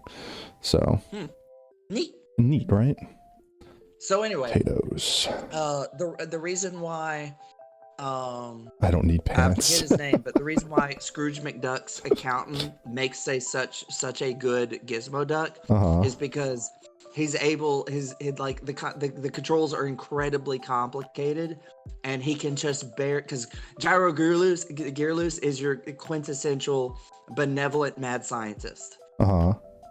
And the super suit is like, super advanced and shit, but it's got wacky controls, and because it's got a million fucking gadgets. It's like, how do you set up the UI for being Inspector Gadget? Right. So you're gonna have a tendency to whoop, I hit the wrong button. Lol. Well, he still struggles with it because it's all fucked up, but he's basically the only person who can operate the Gizmo Duck suit. Interesting. Yeah. Also, Gyro Gearloose is basically what literally happened is richest guy in the world, who's also a world famous adventurer, decided to just fund a local mad scientist to just build random equipment for the city. Okay. Like, he just built, he's constantly inventing things that are supposed to. Oh yeah, that was another cool thing that happened in the like first episode or second episode, whatever. They ended up like getting the lost treasure of Atlantis, which turned out to be at like this gem that was like a magic power source that he donated to the city. Well, not donated to the city, but he owns the power plant, and so he brought it in so that they could have cheaper electricity. Huh. Okay. Because they've got like a unlimited power source to ease the power grid. Huh. Okay. Interesting. Like, it's really fucking cool. Like, the setting is amazing. All the characters are way more well defined. I'm not going to say his name, but save spoilers. Somebody I knew was literally mad about the new series making Webby and Mrs. Beakley interesting characters. Why? But Mrs. Beakley is like a hardcore badass, and she's also the maid of she's basically in charge of the household. I forget the term for that, but that's actually like when you have a big household, you run with like a large family and or servants and such. There's like a hierarchy.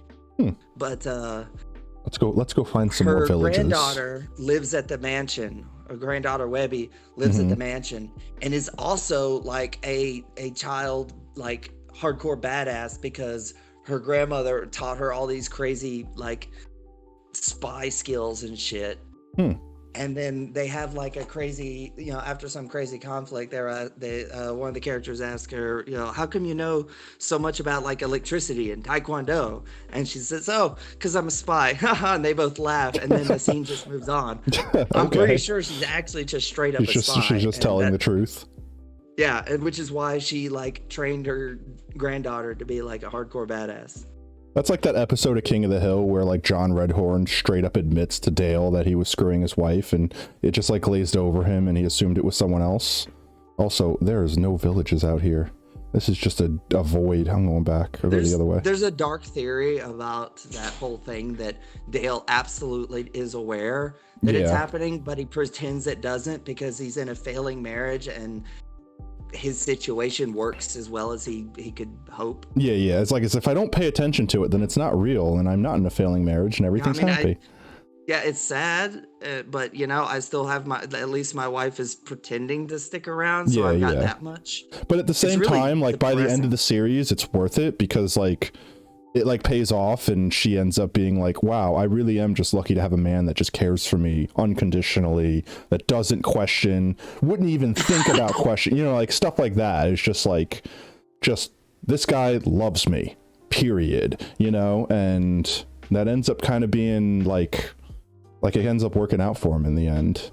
It's like, that's the thing. I was sad that King of the Hill like ended, but at the same time, like they did a good job at ending it. Like if it had to end, it ended in a good way. I like to think of them as like they could totally be a party of adventurers, because so Hank Hill totally a paladin. He hits you in the face with raw, righteous indignation.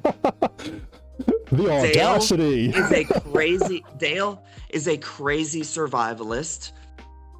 Bill is military, and Boomhauer is a Texas Ranger. Did you know that Boomhauer is a retired Texas Ranger? That's spoilers for the last episode if you've never seen it. Huh? I said that's spoilers for the last episode if you haven't seen it. Well, everybody knows about that because that's been out. It's forever. I'm joking.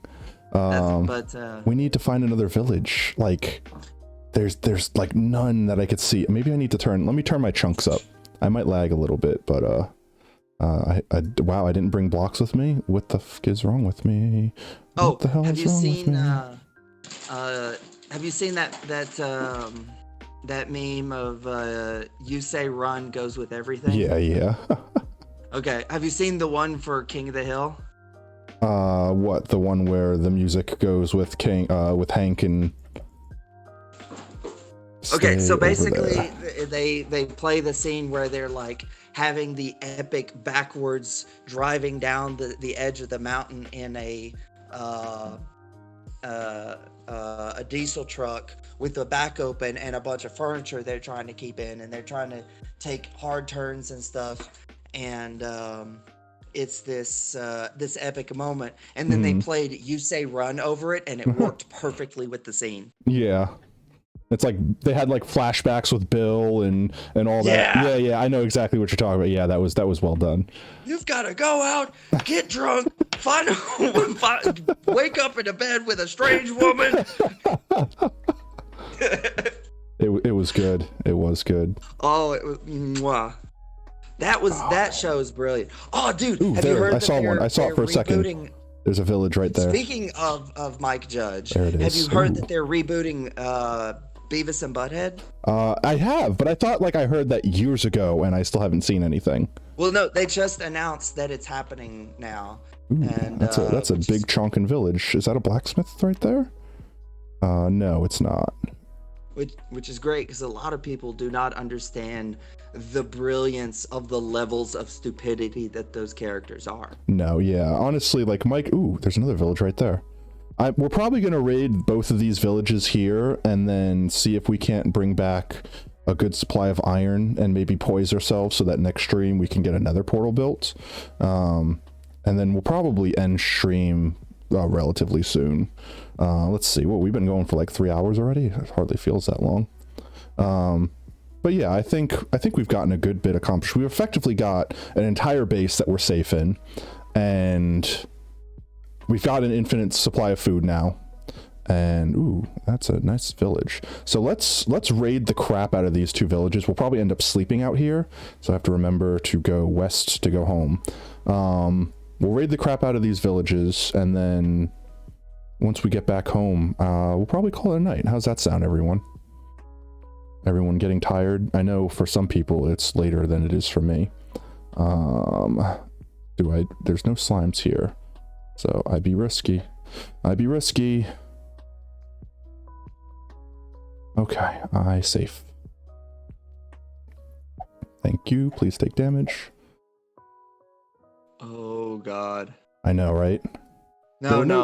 There were no slimes to lure him over. I went into a Wikipedia stream and I found out a bizarre thing. But to answer the question earlier, later in 2001, they're starting 2 new seasons along with spin-off movies and specials. Huh. Interesting. So, and the crazy thing I just found out is that there is there was a line of Marvel comics called Marvel Absurd, which ran Beavis and Butthead, Earthworm Jim, and Ren and Stimpy. Huh, interesting. Now, there's a thing about anything produced I found pants. Ooh, I found a saddle. Anything produced by a... Oh, wait. Saddle. That's Pog. We can ride horses now.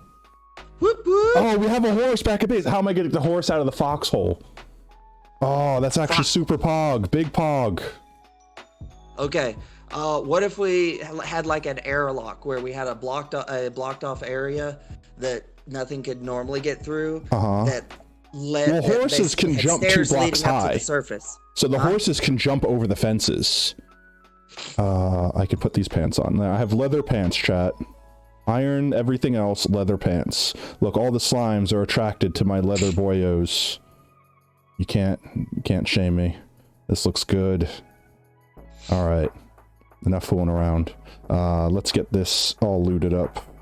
Go ahead. What? I'm sorry. I got excited and I interrupted you. So here's the thing about comic book universes.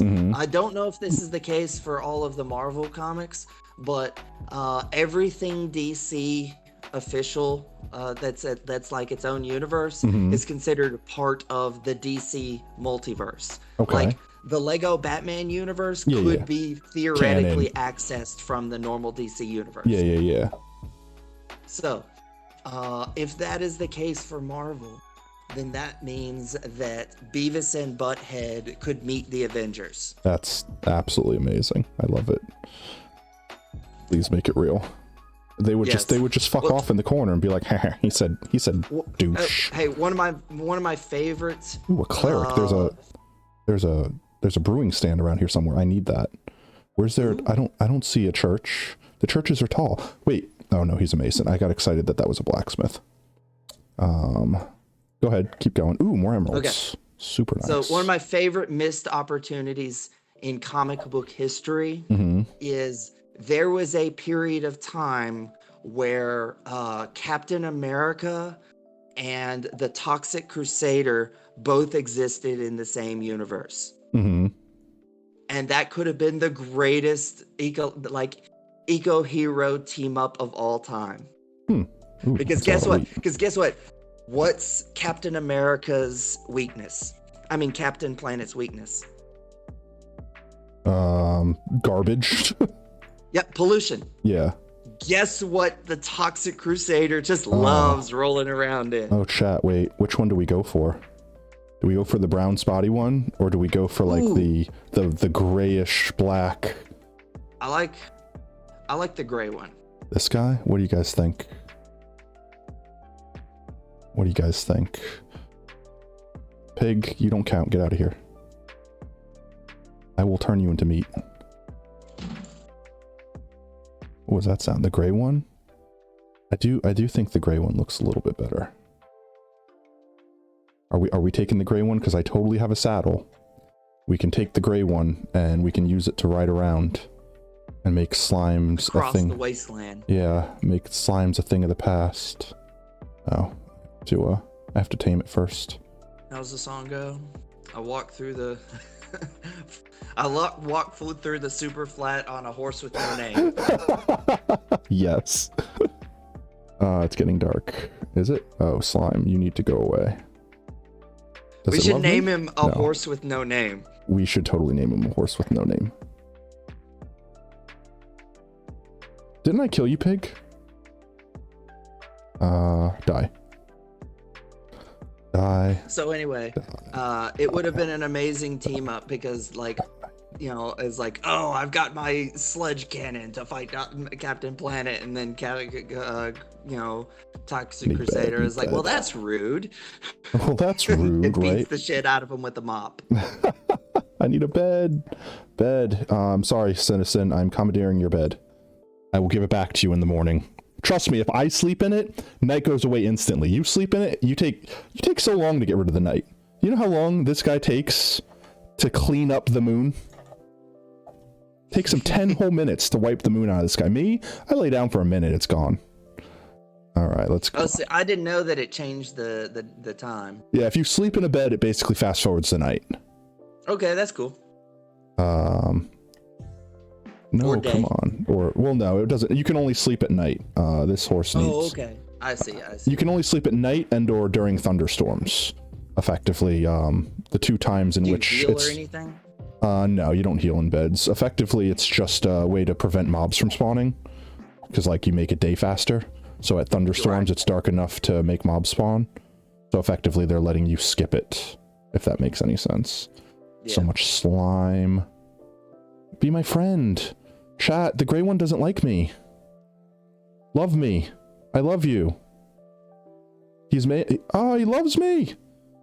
Now he loves me. All right, there we go. Oops, I have to remember how to drive a horse. There we go. He's not very fast. And I mean, he's arguably faster than I am. Oh my god! Calm your tits! Calm your tits, villager! I will kill you. I don't care who you are. That was loud and obnoxious. What happened? He was like, he was stuck on a door, clicking it on and off rapidly. Like him and another guy were basically opening and closing the door at the same time. So, fucking just, jeez.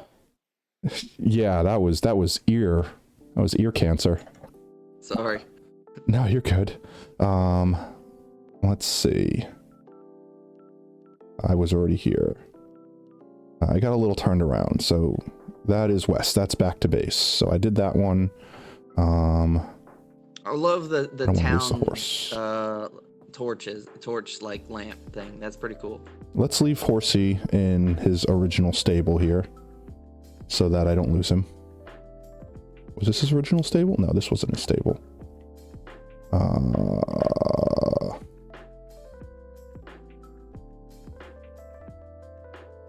It was this way, right? I am. Is there a way to see when a post in the chat was, like, what time it was posted? Maybe if you click on it. Timestamps. I think if you click on it. I think if you click on it. I want to find the church. There was a church here. There's a cleric. No, that clicks on the person. I can't seem to get timestamps. They might not exist, honestly. Wow, that's neat. That's weird. I've never seen that before. In chat. Click near the gear icon next to the chat button. Oh, I guess you can enable timestamps, and they're disabled by default. Oh, there's a lot of slime. Okay. That's a lot of slime. Oh, let's see. Deleted messages.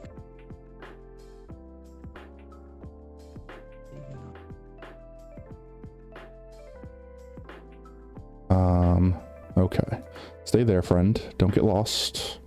And by that, I mean, don't let me lose you, because I will. Oops. And I just lost all the... Yeah, it might refresh and you might lose it, but I mean, it's... No, I clicked a button that toggled it off, and now I gotta remember how to find it. Oh, how to on-off of it? Yeah. Oh, I think I found it. Here we go. Meat. I'll get the hang of this thing. We're both new. That's it. Where'd my horse go? Come on, horsey. I want to find where the cleric is. There was a cleric in this village, which means there's a brewing stand. I don't know how, but after I drag and dropped it back to the field. Is that another village out there? Now. Oh, okay. Well, there you go. Oh, wait, no. I've got timestamps for older shit, but not the newer shit. That's some big slimos. Go away. A big slime. Go away. I don't want you. Nobody loves you, slimes. Nobody loves you. I mean, okay. There we go. Okay, so apparently when blast furnace. When I got booted. Uh-huh. And I came back. Everything after, like, the stuff that happened in the chat before I logged on, has timestamps, but all the new shit doesn't. Okay, that's weird. Did you like turn it off again, and it just like partially turned everything on and off? No, it's only showing the timestamps from the stuff from before I logged back in. This here was where this guy was. So let's put you back here so I don't lose you. Let's do that without me screwing up. The ghost boat says it's under chat appearance. Where is that? Probably somewhere under the cog where the options are.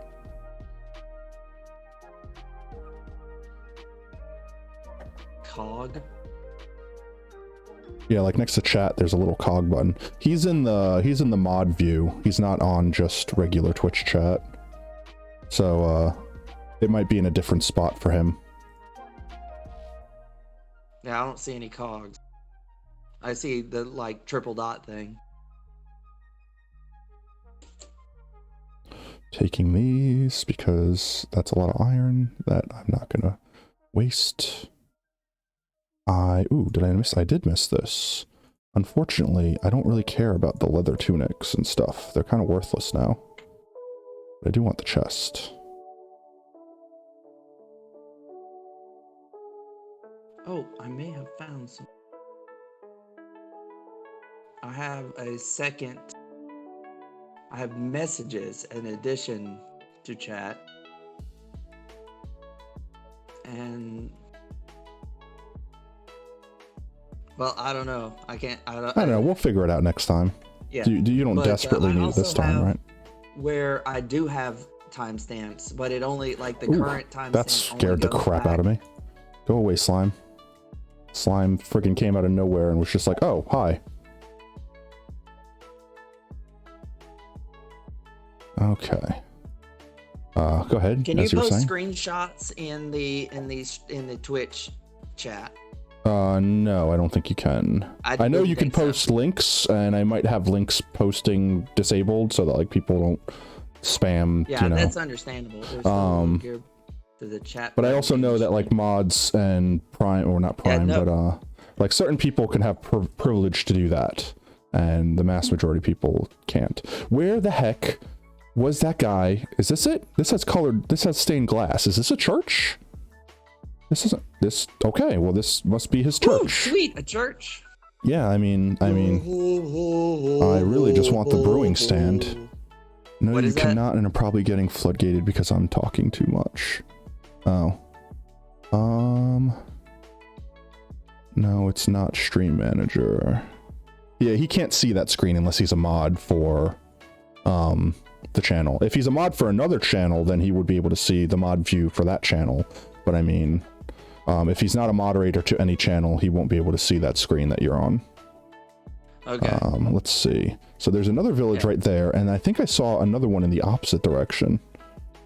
Well, that still answers this question at least. Yeah, but that's okay. I'll figure it out. But anyway, what I was saying is I've got another thing where it does show. Crap! Stop it! Slime's jump scaring me. Holy Ouch. crap! Yeah. My sword's not doing too hot. I don't want to have to fight all of you. Oh yeah, I forgot weapon durability. I don't want a slime to sneak up behind me. I had a question. Once you're out of peril. Once I'm out of combat. Oh, I want this iron golem. I want his iron.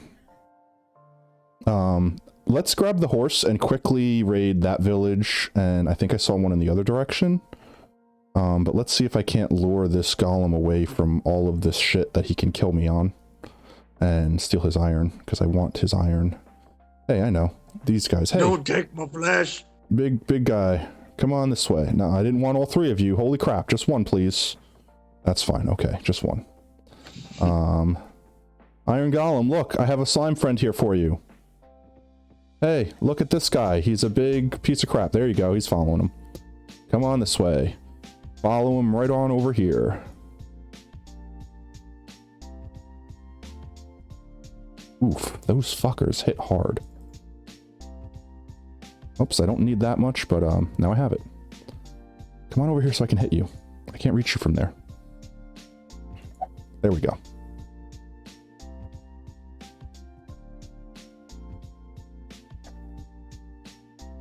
Every time he throws his arms up, I get a fucking miniature panic attack because I think he's attacking me. Yeah. I just noticed that it got cracked as you did damage to it. Oh yeah, the more damage they take, they show damage, and you can repair them by like right-clicking on them with iron blocks in your hand, which is super neat. Oh really? Yeah, they added that in one of the more recent updates. Well, that actually goes really well with my class idea for playing an artificer. Lol. There we go. So I'm gonna jump on the horse. I'm gonna go run over and check out to see if those other villages have blacksmiths, and then I'm not gonna get jump scared when I come out. And then I guess we'll head back to base and wrap up for the night. Awesome. Let's see. Flint, or what is it? The flint and stone? Flint and steel, yeah. Flint and steel. Mm-hmm. So you can light mobs on fire with that, right? You can. All right. Is there any danger to doing that? Yes, fire is contagious. They can smack you and then light you on fire. Okay, so it's a Or you kind could of set yourself on fire by double-edged just... sword. Yeah, or you Is could set it yourself worth on it as fire. a strategy? No, the fire damage doesn't do that much. Oh, damn these slimes. They're everywhere, everywhere. I want my horse so I can outrun you. There we go. Can't you do something with fishing poles? Yes, you can, like, basically grab entities and, So you could control. yeah, you could kind of pull them in a little bit in a direction. Which means if you're playing multiplayer, you can have one person tie him up and another person chop him down. Yeah, more or less. You can have someone, like, running support, distracting. But that would be like the same thing as saying you could have one person with a bow and the other person with a sword, you know? Yeah. I think this was actually the one that I saw in accident, and the one that was in the opposite direction was closer. So let's hit this one, go back, and hit the other one. And, see if we get lucky. Come on, blacksmith. That running animation is ridiculous. It is. It kind of reminds me of, have you seen that game Everything? Yes, except for they're not flipping over themselves. Yeah, they're not flipping, but it's like the super town. simplified movement, the concept of the super simplified movement. Yeah. People looked at that and thought it was ridiculous, but it's like once you get past the silliness there and look into it like cartography table philosophically, uh-huh. And then because the whole thing is because you can turn into groups of things too. Yeah. And it's literally a game about being everything. Lol. And then what's his face tickles your ears with his melodious voice and amazing philosophical tidbits. That I'll keep. Don't need the slime. Why is there 2 things of leather? I'll take those. So I found maps, which, I mean, they don't really do anything fancy, but at least there's something that I wouldn't easily have access to because I'm not going to have sugarcane unless I find it for a while. More bread. I'll take bread. Bread is food. And right now I'm running out of potatoes, actually, so I'll probably switch to bread after I eat this last potato. Oh, okay. I literally looked straight at chat appearance earlier and didn't see it. I'm a dumb. Let's see what we got. Timestamp for new messages. Boom. Damn slimes. What else does it got? Font size. Can I change it? Oh, that'll make things easier. Oh, that's too big. Okay, we'll go with that. Blast furnace. I mean, I don't have ores to smelt, so these are worthless, but they look pretty and they're profession blocks, so I mean, I'm taking them. Especially considering they take iron to craft, so. Oh my god. Stop. I will murder you. Wow, this got a lot of chests in this place. I haven't had audio for the game the whole time. What's the sound that the villagers make? The sound of opening a door, except for doing it like 1,000 times a second. So no, I mean like in general. Don't they like make some kind of noise? Yeah. Oh, that dashboard. I don't particularly use that one. Hit the dots, then hit the challenge, chat appearance, or hit me up after stream. Oh, okay. Yeah, no, he told me to do the thing I'd already done, but just completely didn't see the words chat appearance because I was a dumb. Oh, no, thank you. Don't want to die. Well, this village is dinky, but it had a lot of chests in it, so. Oh. Nothing in there. Chest. Did I already do this chest? I didn't. Potatoes. Let's go find our horse. Replying to... Okay, yeah, I definitely want that. Iron Golem. Let's go. You yeet the crap out of those guys. Actually, completely forgot about this energy drink. I was like, oh, why am I still tired? Get some iron. Don't let these guys sneak up on me.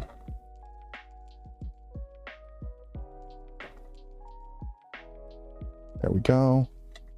Got it. What's funny is the tiny, harmless oozes are still technically a slight threat because of the fact that A, they There's my distract you horse. from the actual dangerous shit, and B, they can block your swings. Oh, yeah. Alright, I need to get on my horse. Get out of here. No, towards the big slimes. Thank you. Let's go back towards this village. And if we keep going straight, we should hit that other village. No, horse, don't stop, please. Which is funny, is if you think about them as like giant amoebas or something, Mm-hmm. it's like the little ones are kind of like a protective barrier around them, and they're working as a collective. Mm-hmm. Yeah, pretty much. They're like, I'm helping. I mean, they could probably push me off a cliff if I wasn't, like, paying attention. They're not really, you know, like that dangerous physically, but like once, you know, they help the bigger one. I mean, they could also, like, stand in the way of you putting blocks down. So, like, if you're trying to tower up to escape, they're like, I'm standing here, so you can't put a block here. And then the big ones get to, you know, like, they could totally be a nuisance, but, like, they just don't physically hurt you on their own. Yeah. Alrighty then, let's see. Well, something doesn't necessarily have to directly be able to kill you for it to be dangerous. Right. Is it almost nighttime? Where's the sun? Oh, it's high noon. Okay. We have plenty of time to make it to this village. So we'll hit this village up, ransack it, and then head back home. And we'll do some inventory sorting. We'll take care of our farm, and then that'll be, I think, where we call it then. Yeah, that sounds pretty good. This village looks tiny. Like, literally, is it just these two houses in this path? I'm not even going to feel bad stealing their golem from this village. Hey, it looks like the house we set up in. It's all we had! And that's perfect, too, because my sword's about to be garbaged, so... Oh, hi, librarian. I'm totally stealing your lectern. No hard feelings. Also, your books, because I'm going to need these. So you took their only means of learning. income, as well as the protection for their tiny village. Yeah, but don't worry, they'll get more. It's like the medic from TF2. Don't worry, it'll grow back. It won't. No, it won't. Oh, don't be such a baby. Ribs grow back. No, they don't. No, they don't. I'm surrounded. Oh, book it, leg it. I introduced a buddy of mine to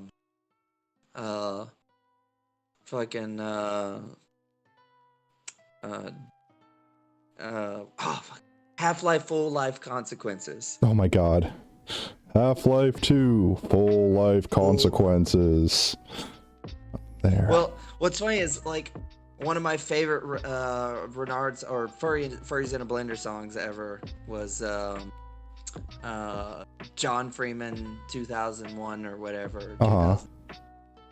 And where the entire song is just the script of Half-Life Full Life Consequences. And it's super amazingly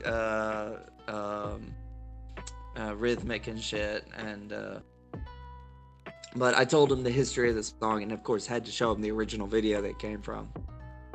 But it's funny how bad some of those like fan stories can be. Oh yeah, but I mean, at the same time, it's like watching a really bad movie because it's so bad it's good. Like, yeah, it's not because it's a good movie, it's because it's so bad that you could just have a great time watching it. Mm-hmm. What I like to call Hilarabad. Hilarabad. Do we think we can get home? Do we think we can get home from here? I'm gonna risk it. I should just have to go west. That's east. This way? Oh man. Please don't tell me I forgot which way to go. Maybe let's get back to this town, the one we got to, and I'll sleep, and then we'll go home. This way, if I go the wrong direction... No, don't stop now. Please, God, don't stop now. There were like 3 mega slimes, horse. This way, in case there are some misdirection adventures, we have time to get back without creepers and spiders and everything trying to murder me. You know, minimal amount of murder.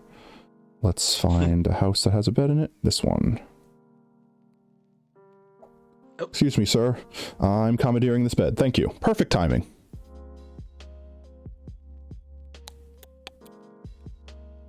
Okay. Let's not get jump scared. And I'm fairly certain I told myself I needed to head west. So let's head west. This way should be home. And if I'm wrong, well, we'll be turning around relatively quickly. But hey, maybe we'll just find another random village and we'll loot that one real quick, you know. Well, there's a village, but is it our village? I don't think that's our village. But wasn't there another village between our village and the home village? I cannot remember. I think this is the one that had the blacksmith. And we went this way from that village. Yes, I think that's the case. We'll know because that building right there should be the blacksmith with the little chimney. And if that's the case, then I know where I am and we'll be home in a moment. What does it take to get a map again? You have to use paper and a compass, I think. And a compass takes redstone and iron. Ooh. So, I mean, we could make one eventually, but we have to get sugarcane from someone to make paper. And I think the only way we can get sugarcane is from the Wandering Trader. The Wandering Trader, normally the bane of my existence, is something that I need. Yeah, so this is the village that we raided that had the blacksmith. So that's our home village. And how do you get redstone? We'll be from trading with clerics eventually. Or killing witches. They have a chance to drop redstone. Ooh. What causes, what was the first one? Trading with clerics. It's a villager profession. How do you get a cleric? With brewing stand is their job block. Okay, cool. So are we gonna like build a church or something? Yeah, sure, totally. We're gonna make this town into a city. Eventually. We'll have skyscrapers and everything. And it'll be safe. Completely safe from slimes and monsters. Eventually. What all can you make out of dirt? Like, are there any blocks you can make out of dirt? Coarse dirt. I think that's about it.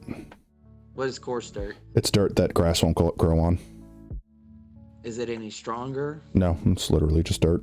It's just dirt? Yeah. Does it look different? Like, what's different about it? It has a slightly different texture. That's about it. Okay. Does it cost more? Or It's 2 dirt and 2 gravel to make 4 coarse dirt. So it's effectively dirt and gravel. Okay, and gravel normally isn't a good building material because it flows like sand. Yeah. Okay, so let's do some inventory management. Let's farm all of our crops. Let's breed all of our animals. Let's see. I think chests and cartographer houses can have paper sometimes. Yes, they can. Paper and maps and other like feathers and stuff like that, like other weird things. But I don't think they have sugarcane. So if we had sugarcane, well, actually, yeah, we could plant it on dirt. So yeah. If we can get some sugarcane, we can make our own sugarcane farm and eventually have unlimited paper, which we definitely will want paper to, well, actually, we're not going to be getting an enchanting table unless we get really lucky and find some diamonds as loot in a village, because we need a diamond, we need some obsidian, which means we'll need a diamond pickaxe to pick up the obsidian, or we also need to be lucky and find obsidian in chests, which I think blacksmiths have a good chance of spawning obsidian in their chests. So, but honestly, by the time we get to the point that we're, building an enchantment table, we'll probably have a armorer and a weaponsmith villager, and we'll have traded with them enough to get like diamond armor and diamond tools and things like that. In the meanwhile, let's see. Let's get the cows fed, and we'll just dump everything in here for now, and we'll come back and sort it out in a second. What does feeding the cows do?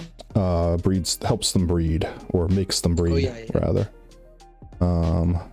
We need wheat for the cows, and we need carrots for the pigs. All right, cows. Is there a way to get chickens?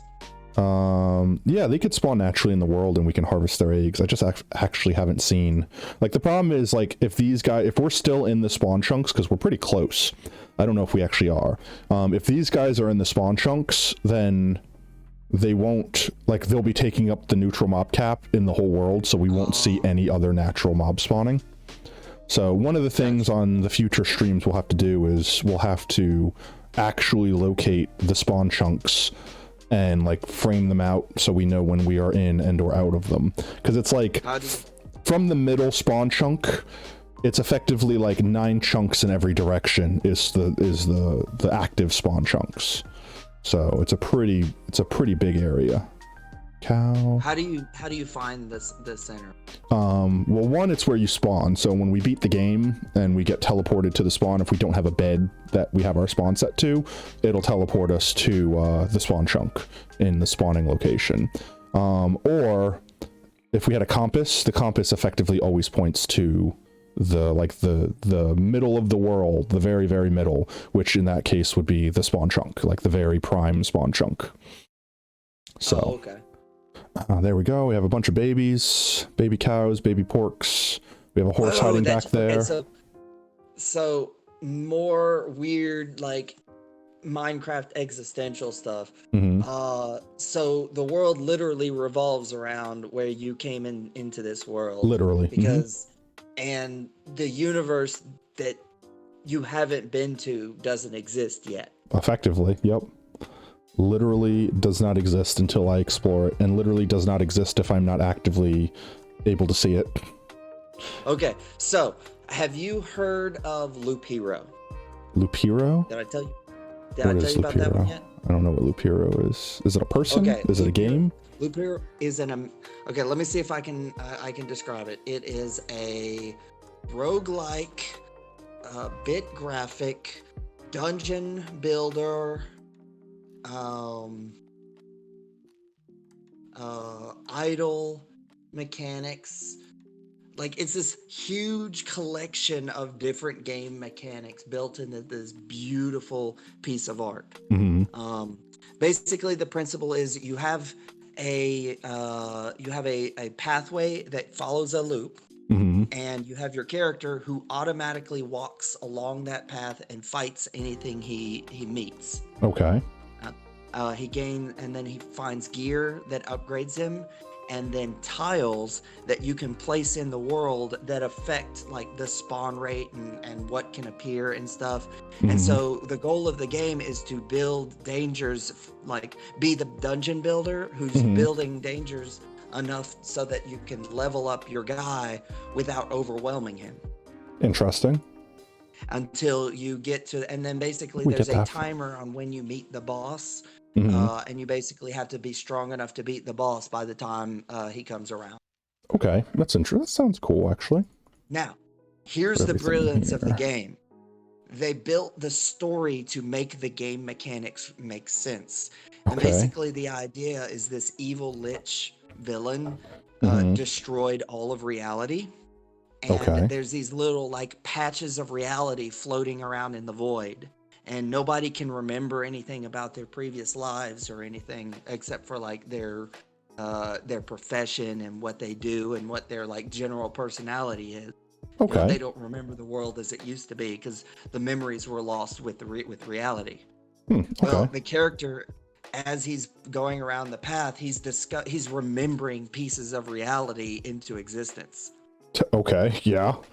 Like, yeah, I remember this, so now it exists. Yeah, no, literally, like when you place a mountain piece out in the void, a mountain appears, and by the way, the mountain tile, when you put it in, it increases your health. Okay. And then the first time you do that is, hey, I actually think I remember there being a mountain over there. Whoa, there's a mountain over there. Oh, okay, it's just like, yeah, this thing should be there. It is suddenly there. Congratulations. But yeah, and then and then it addresses every time you meet a new species. Like here's the dark part.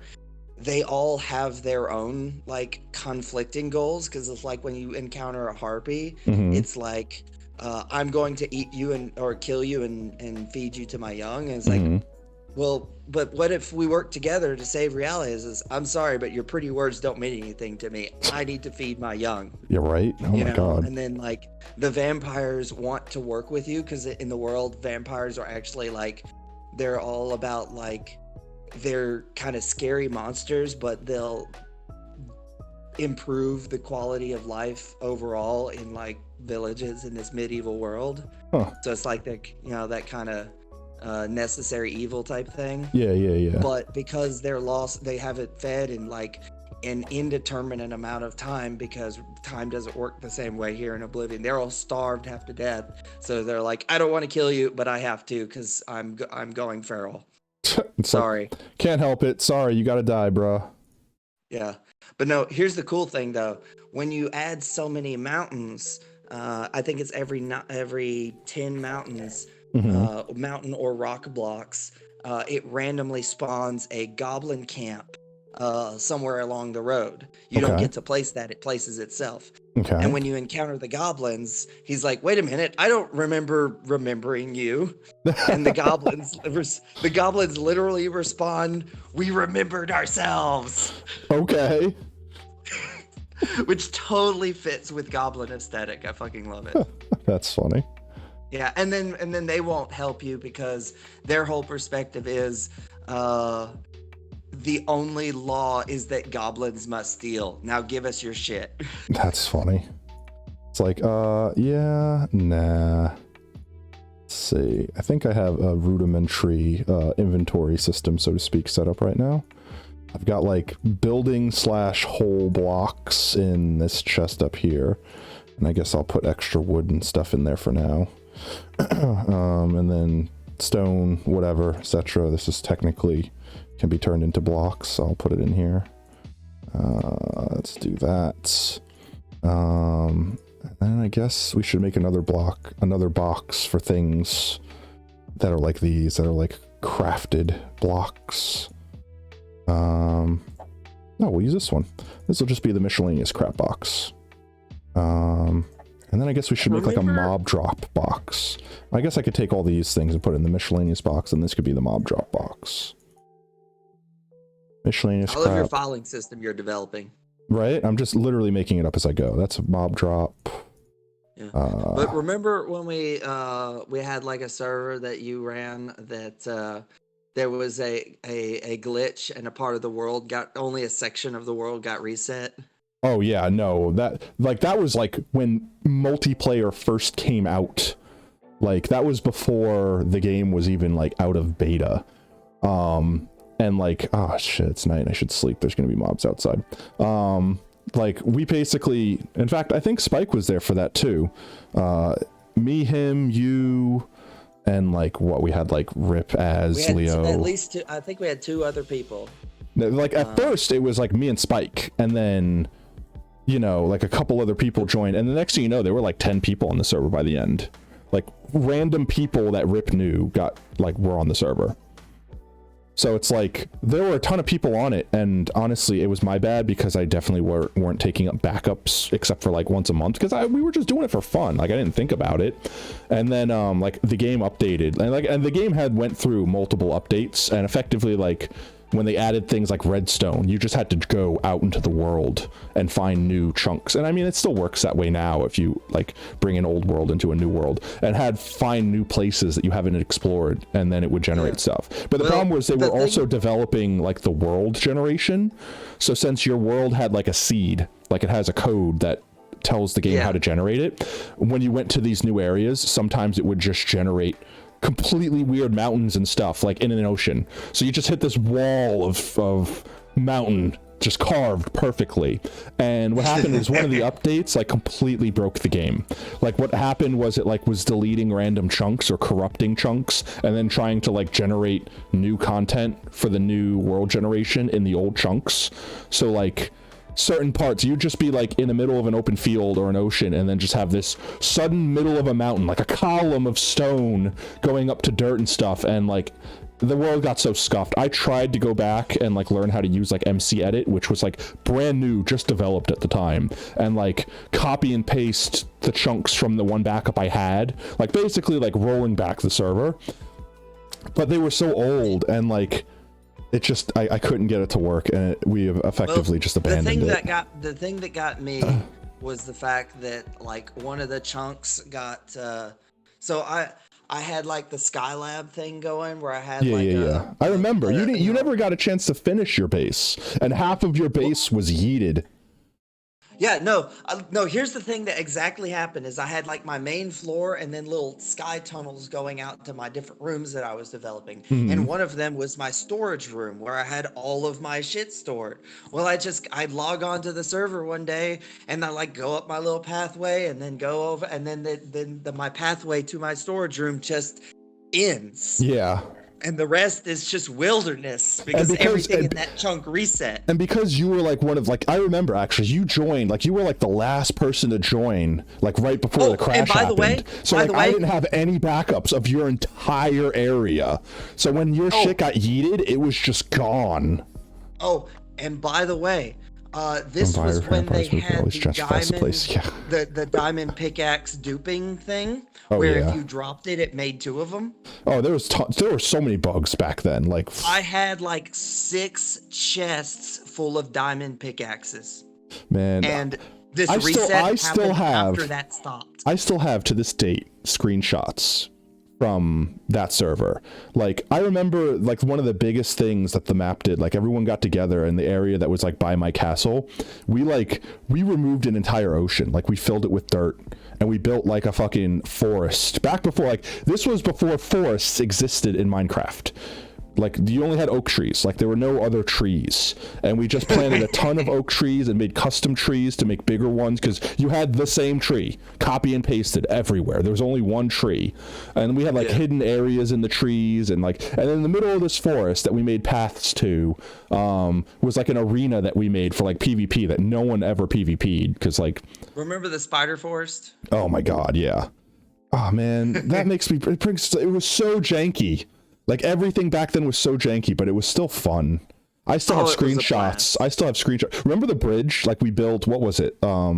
We built a massive bridge going from like the continent that my castle was on to the continent that Spike's castle was on. And we built like the Golden Gate Bridge. And I still have the schematics to that bridge that we designed. Like literally, look, because like in like paint, pixel by pixel, we plotted out what blocks would be what, and we have like the front view so we could see like how tall it would be, and the side view so we knew how to like build it lengthwise. Like we were crazy, and we did that. Remember shit. the Dark World where Kren covered the sky block with solid block? Oh yeah, and back then the lighting engine was like, no, this is just black.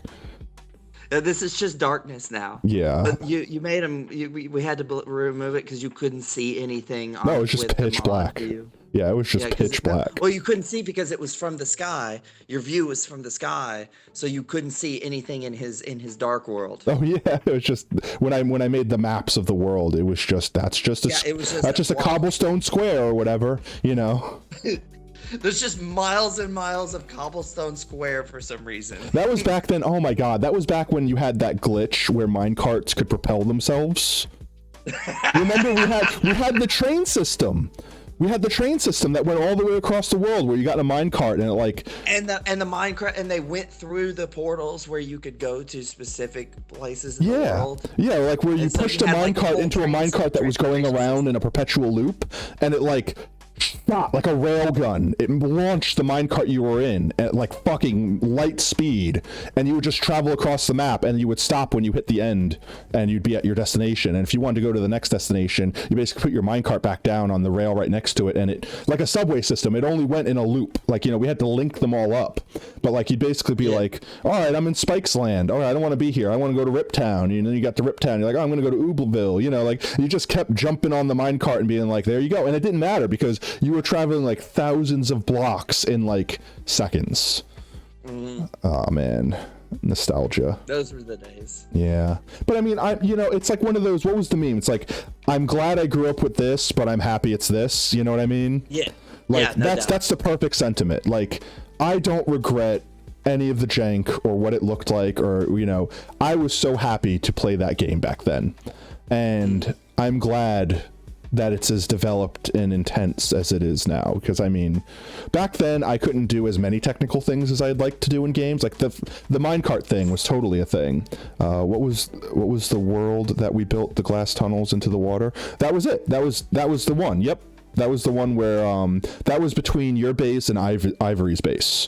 We had it go from me to Ivory to you, and effectively we had to have it go under the ground, like under that giant Golden Gate Bridge that went across the ocean. We had the minecart subway like dip down under the water, because right across the bridge was your area on that continent, and you were basically the next stop. And you had a legit subway in your place, because yours was actually underground. Mine was like, I had a castle tower that had my subway stop, so to speak, so it was like above ground, but yours was legit underground, and we mined that out. Yeah, man.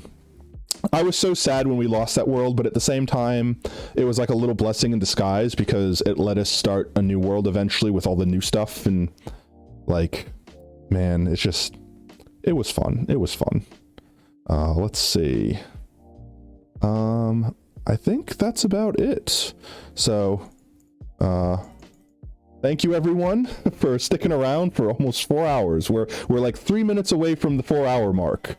So, super awesome. I love everyone. For anyone that's watching that wasn't here in the beginning of the stream, this is our first stream. We're planning on improving it. We're planning on doing it at least 3 times a week. I want to do it at least 3 times a week. Every Sunday for sure. Tuesdays and and Thursdays, I think, are going to be the other 2 days. If you guys like the content, drop a follow so that you get notified when we go live. If you want, I'll be posting. I'm going to try. I mean, try to hold me to this, because I really want to learn to do it, but I'm going to try to make highlight reels of the streams to put them up on YouTube. So, feel free to subscribe over there if you want to catch the glimpse of everything you missed throughout this whole stream without having to watch the entire thing start to finish. At the same time, the Twitch channel will just have the entire videos just archived. So if you ever want to go back and watch the whole stream for whatever reason, like some mad lad, then feel free to do that. And, also, feel free to drop down, and right beneath the stream, there's a couple links for the community Discord, where I'll also post updates to the schedule, fun events that we might do, changes or polls to what games y'all might like us to play. Thinking that one night maybe we can do like a community night where the stream plays like Jackbox games with us or something like that. That could be cool. And also, there's a Twitter. I'm super new to Twitter, even though it's been around forever, but I'm going to try to update Twitter with like posts of when we go live and stuff as well. So, I mean, feel free to check those things out if you like. And yeah, aside from that, Oob, you want to say anything before we head out? Nah, I think I'm good. I think we had a good first stream. Oh, I had a blast. Yeah, I hope everyone else is having as much fun as we were, because I know that I know that me definitely, and this is something I need to improve in future streams, I totally get like focused on the game, and I could barely do that much sometimes. So like straying over and realizing, shit, chat was talking to me for the last 20 minutes. That was something I definitely want to get better. So if anyone popped in and dropped a message and I missed it, I'm going to try to get to the point where I'm reading every single message. But in the meanwhile, yeah, I mean, I hope you guys had a good time. My goal for this stream, my dream, so to speak, for this entire thing is to create just a chill environment that people can hang out, bullshit, talk. You can come home from work, leave your worries at the door, and just chill. No drama, no politics, just fun. If I accomplish that and just that, I'm happy. That's what I'm reaching for. So, thank you very much. Let's see. Thank you very much, everyone that followed today and everyone that stuck around. I'm gonna go ahead and awkwardly transition into like the end credits scene, which effectively is just going to show everyone that followed and supported the stream. Anyone that modded, anyone that subscribed when we get that, anyone that donated if we ever get donations, just as an extra thank you to everyone. So feel free to stick around for that, and I could raid someone. I mean, we got a whopping 6 viewers. I don't really know many people on Twitch. We basically just, we end stream and then we send all of our viewers, we dump them onto another person streaming on Twitch. Like, if you were here in the beginning, USS Ghostboat actually rated us with his 2 viewers. So we got a little boost temporarily, as long as we were interesting enough to keep those viewers from his stream. Cool. So let's see. That. While we wrap up and stuff, let's see if we can find another streamer. At the very least, I'll pick someone that I like watching just for fun if they're on. And I mean, if you guys are going to stick around much longer and want to watch other cool Minecraft YouTubers, I mean, feel free to support them. That's assuming that, you know, Twitch actually has raids working. Let's see. No one's really online. There's super famous people that probably don't even care. Let's just make someone's night. Let's randomly raid someone that has 0 views. And if you guys want to stick around, feel free to stick around. Otherwise, just say hi. You don't even have to advertise that you came from here. If they ask, feel free. I mean, I guess they're going to get a notification, so they're going to know. But I mean, just drop in, say hi, give them some love, and if you head off for the night, then you do you. But if not, maybe you find another streamer that you like. So let's see. Browsing.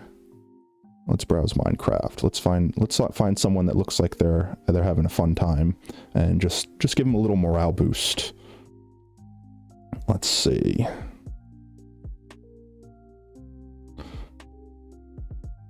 Let's see.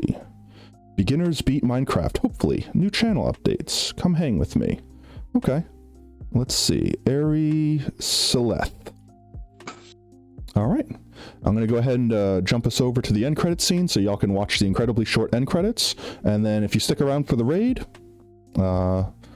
say hello to Airy Celeth with me.